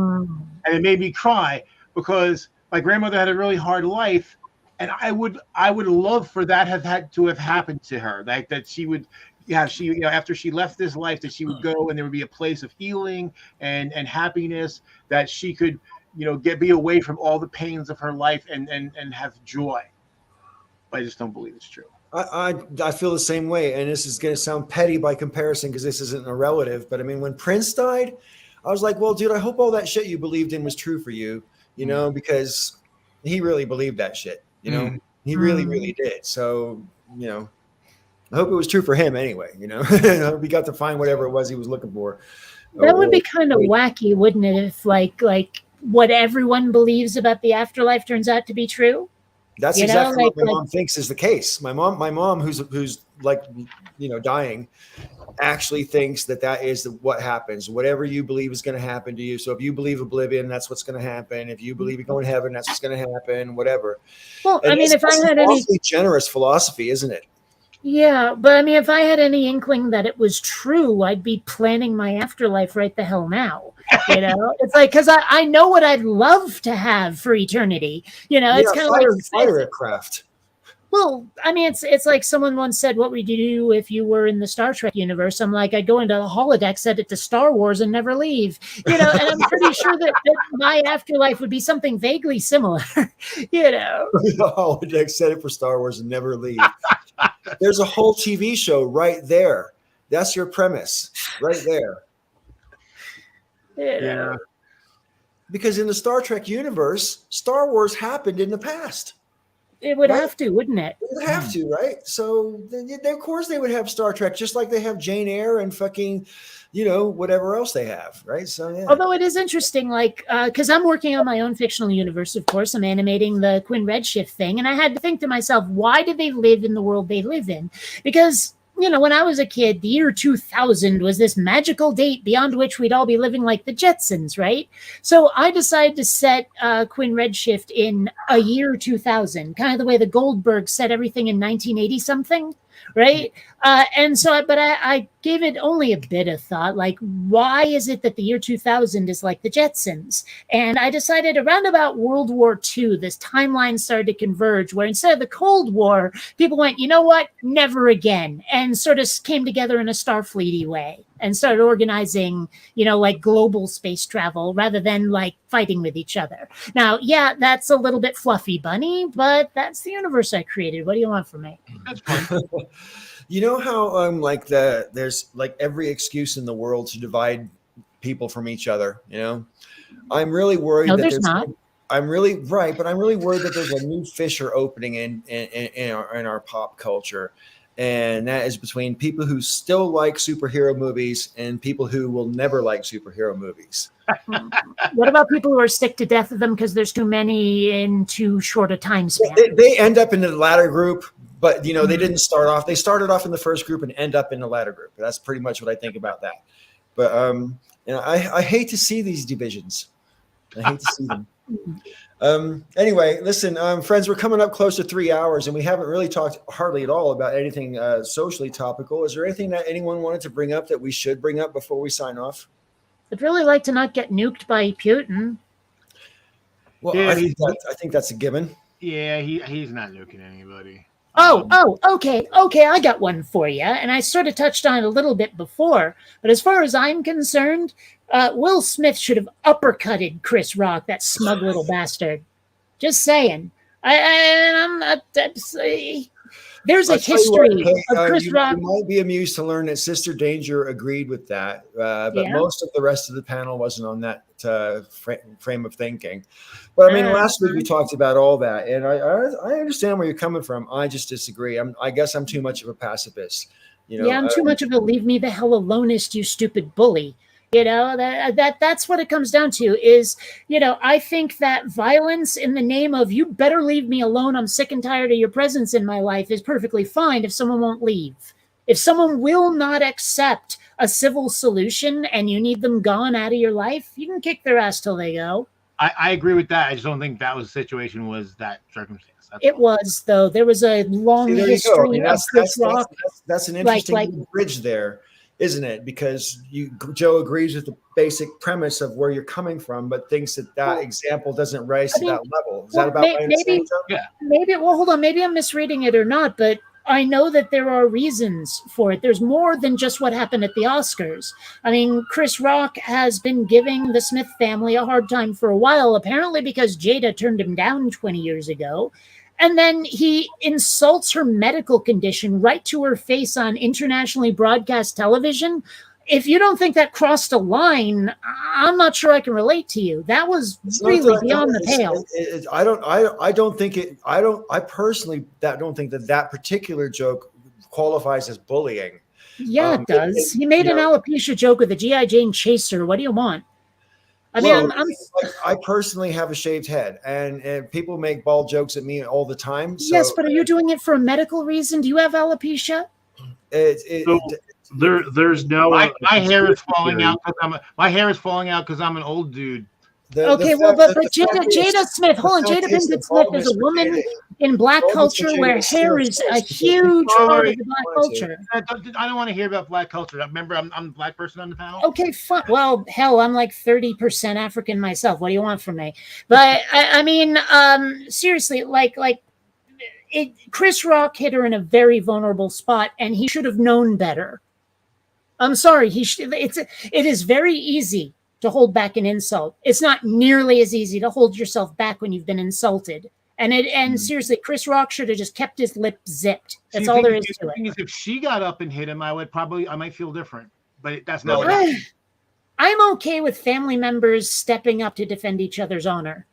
Especially against a smug little prick like Chris Rock. I think he was just being toxic. I don't think he was being toxic at all. I mean, you listen to what he said. He said, keep my wife's name out of your fucking mouth. It was all about the fact that he went after Jada. I think if he had gone after Will himself, nothing would have happened. I really do think that it was more, you know what, just back off. We've had enough of you, and you don't get to attack my family. You don't. Will Smith. I mean, like, have you ever, in the end of The Incredibles, like where what's his face, Dash and Violet, like they're getting in it with those bad guys, and they've been getting on each other's case the whole time. But as soon as one of the bad guys attacks Violet, Dash is like, "Get your hands off my sister!" Yeah, and I think is the same kind of thing that was going on here. Is like, just you don't get to attack my family. You can do anything you want. You can even attack me, but not my family. Yes, the reason why I don't believe that that's the case because he was laughing at the joke until he looked at her face. Right. Yeah, and then he saw she didn't appreciate it. If she had been laughing too, nothing would have happened. I mean, that's the thing. Is like, it doesn't matter that whether Will Smith himself felt personally slighted by it. His wife did, and that matters. People I- who I continually do insult comedy should occasionally expect a reaction. Maybe not something like that. And I don't personally think it's appropriate to have a physical reaction to insult comedy, but there's a whole genre. I mean, like I said, insult comedy is a whole genre. So Right. Well, unless I don't it's an know official where do you roast, hold it where do back. you draw the line? You know. Unless it's a roast, well, don't insult people. If they're Well, I not mean, it was a there, roast, though. I you mean, can that was make a fun roast of them. point. But It if you was do it supposed to be right roast. to their face, that's not okay. But it was The a other roast. thing I want to say, and I'm not the first person to make this point. Peach made this point in her video, but I mean, would Will Smith have reacted the same if Amy Schumer made that joke or The Rock made that joke? Would the I don't same think it thing have happened? matters. If the answer to that question is no, the same thing wouldn't have happened, then Will was definitely wrong. You know what Well, I mean? I don't. If I he don't couldn't think control we'll himself ever and went up and slapped The Rock, you know, then maybe I could see that, but I just don't believe that would have happened. I don't. Well, Well, actually, I don't know, but whether it would or not, I mean, there is a certain amount of danger assessment that goes into it. But Didn't Amy Schumer make a joke about the fact that they have an open marriage earlier? Yes, in she the show? did. okay, but open marriage is not medical condition. I mean, that's the No, but thing. Is people mocked it. Can I mocked what? just- Wait, mocked what? What is it? The people mock Will Smith for Jada running around, and he, you know, But- they call but Will that's- Smith but- cuck and all that. You know what I mean? I mean, that's got to They're be actually pretty mocking both humiliating. But that's the thing, though, is that's directed at him. No, You know, I mean, they're making fun of him. He can endure him. It was the fact that his wife was the target that made him stand up. The jokes mocked both of them. Not that I recall. I remember him just saying "G.I. Jane," you know, and No, bald not that head. joke. The joke about the open marriage mocked both Right, of them. and Will Smith didn't react to that because it was hitting him. But when he saw that his wife was No, the open marriage. were they giving him a hard time or her? Who was getting the hard time? The open marriage joke mocked them both. That's my And point. if they, but see again, if they were okay with that, that's one thing. But clearly, Jada was not okay with the alopecia joke. And So if you're not frankly, okay neither with am the I. joke, If someone were to start getting on my case for autism or ADHD or any of that stuff, I'm not going to be happy about it either. Okay, All right. So the way I see it, if somebody is going to directly insult you right to your face about something about yourself you can't help, they have crossed a line. I guess I'll say this, Kate. I don't put alopecia anywhere near what you're dealing with autism and with what do you call it, with the seizures and all. I don't. That's like orders of magnitude different in my mind. Well, I just want to say I have people that I care about in my life that do have alopecia and different forms of it. I have seen the evidence in pictures that the hair loss on Jada Pinkett Smith's head is in a straight line that goes across right here, and it looks far more like the scar that you would get from a facelift than alopecia. And that news is making the rounds right now. And I would just like to say that maybe we should expand this to don't make fun of people's looks and not like rest it on like she has a medical condition. Because I actually Why like would people blowing at least the don't do it to their face. That's the thing. Well, I mean, part of why I completely exonerate Will Smith is because it was said right to her, eye contact, and on globally broadcast television. Okay, could you troll someone harder? No, see, I see the opposite here in New Jersey. If you say some shit about somebody and you won't say it to your face, that gets you a beat down. Because if you're gonna say something about somebody, you should have the integrity to be willing to say it to them directly. right. Yeah. I still go. But I mean, I if still you're go going to back do that, then you have to be willing to get your ass kicked for it. I mean, there are still some go things back you to- just don't say. I mean, seriously, you should not be like deliberately making someone else's day worse. If you do, you're the bully. That's why I'm also against Chris Rock, because he was clearly the instigator, the bully, the one with ill intent. Will Smith just stood up and told him, "You don't get to fucking do that." That's all that happened. I still look at this as when you have a stand-up comedian up there, and there are several styles of comedy, and insult comedy is one of them. I have watched so many comedians roast the people in the front row. Right. Okay, they were close to. They're pretty much in the front row. It's just like being roasted in the front row at any other comedy thing. That's my view of it, though. So I mean, Well, it's just I it's just think that I think if you insult someone, you are putting yourself out there, and if they don't take it well and you pay a price for it, that's on you. Look, if- You if should have Will held it back. It does not take a lot of effort to just fucking be nice to people. If Will Smith had stood up and said, get your wife's name out your mouth, okay, cool. Yeah. Well, but see, that's the thing. Not a okay, cool. Because what lesson does Chris Rock learn? What is the deterrent? What does is there any part where he goes, you know what? I should never do that again. Publicly shamed on an international broadcast. Yeah, because people won't go, Will Smith should have sit down and not interrupt the Oscars. Right. One way or another, people were going to probably blame Will Smith because most people tend to side with the asshole who gives someone a hard time. Believe me, I know. Okay, the but sheer number of times where someone started giving me a hard Will time. Smith walked up and slapped him. I mean, people What? have to be responsible for their own actions. I'm sorry. Yeah, and and violence, in Chris my Rock opinion, has is to be never responsible acceptable for his. response for hurt feelings. That's just my opinion. I'm You know? sorry, but then Chris Rock is responsible for his own behavior, and he paid a agree with price that. for it. He paid a price for it, and he should have. Because I'm sorry, if you insult someone right to their face in public like that, and you do it about a medical condition, you've basically signed away any protection you ever had. I'm sorry, but you have. You don't get to do that. You Well, I mean, cross if a Will line. Smith, for example, had gone up and accepted his Oscar 20 minutes later and incorporated in his speech how he didn't think it was cool what Chris Rock did, and then afterwards made an appeal to the Academy to ban Chris Rock, he wouldn't be the one banned from the Academy right now. Chris Rock would be. You know what I mean? And he could. I mean, I just think that the only time violence is ever okay with me is when there's literally no other choice, and I don't think that applies here. Well, I'm sorry, but I have endured enough in my life that, we quoted Babylon 5 before. There are some people for whom the words never again hold special meaning. Listen, And I'm Kate, sorry, not but if saying you start exactly crossing the those same things, lines that people were crossing when I was a kid and I kick your ass, you deserved it. I'm sorry. Yeah, I will give you warnings, but you do not get to cross certain lines with me anymore. I've had enough, and the world doesn't get to be that way. Okay, so I'm gonna say that equating in any way, even tangentially, alopecia and the Shoah, it crosses a line for me. Well, I don't think that's up to you. For me, I get to choose Well, for me okay. where that line is.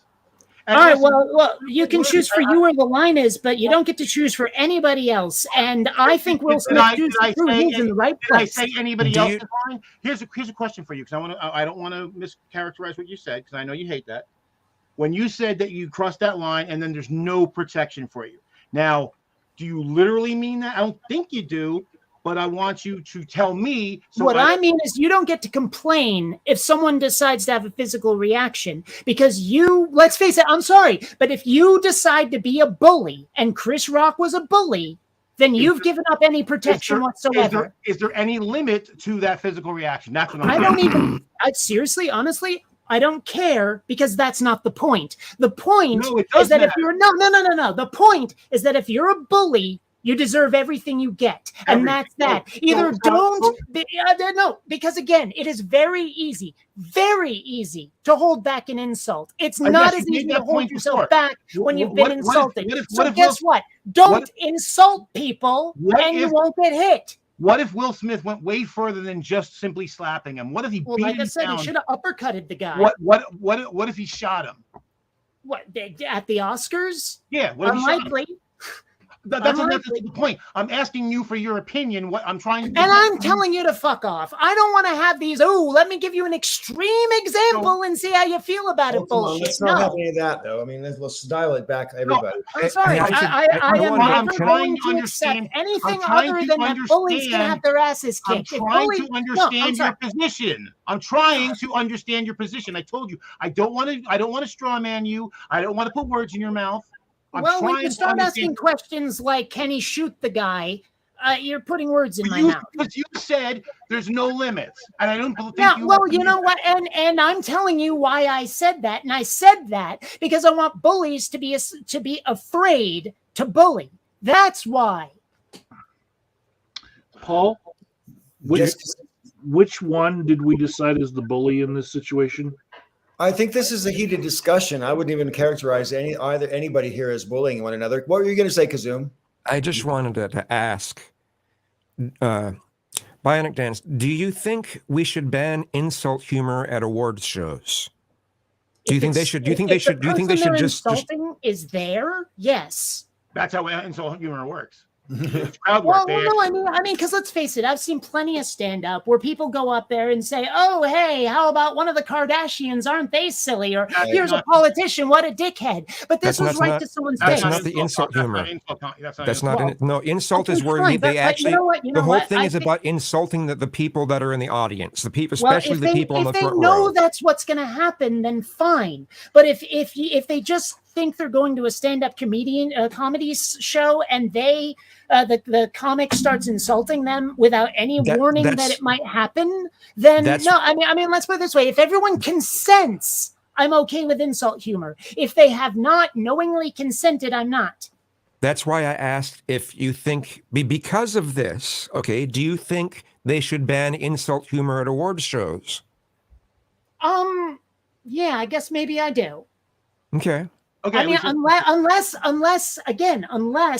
everyone there knows That for they could be a sure, target. explicitly. Yes, exactly. Because I know Chris Rock has. I would say is because it does happen at every award show that you knew if you're in the front, it's a possibility.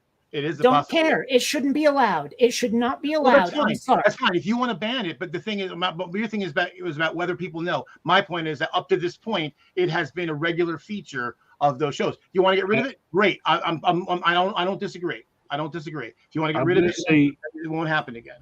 If All I'm Chris saying, Rock look, when deserved it comes down to, an if you want to know my position, bullying is bad. Don't fucking do it. That's my position. if Chris Rock deserved an uppercut, and we're measuring in scale, Ricky Gervais, what would have happened to him? I don't know. Has he, but again, did he do it to someone's face about a medical condition? Okay, then sure, yeah, he deserved it.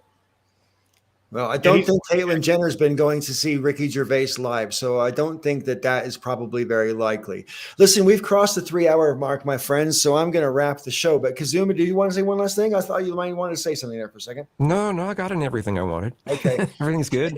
In that case, I want to thank everybody for hanging out with us tonight, and I will see you again hopefully next week on this very same channel.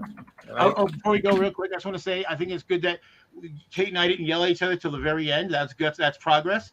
Well, I will say this actually.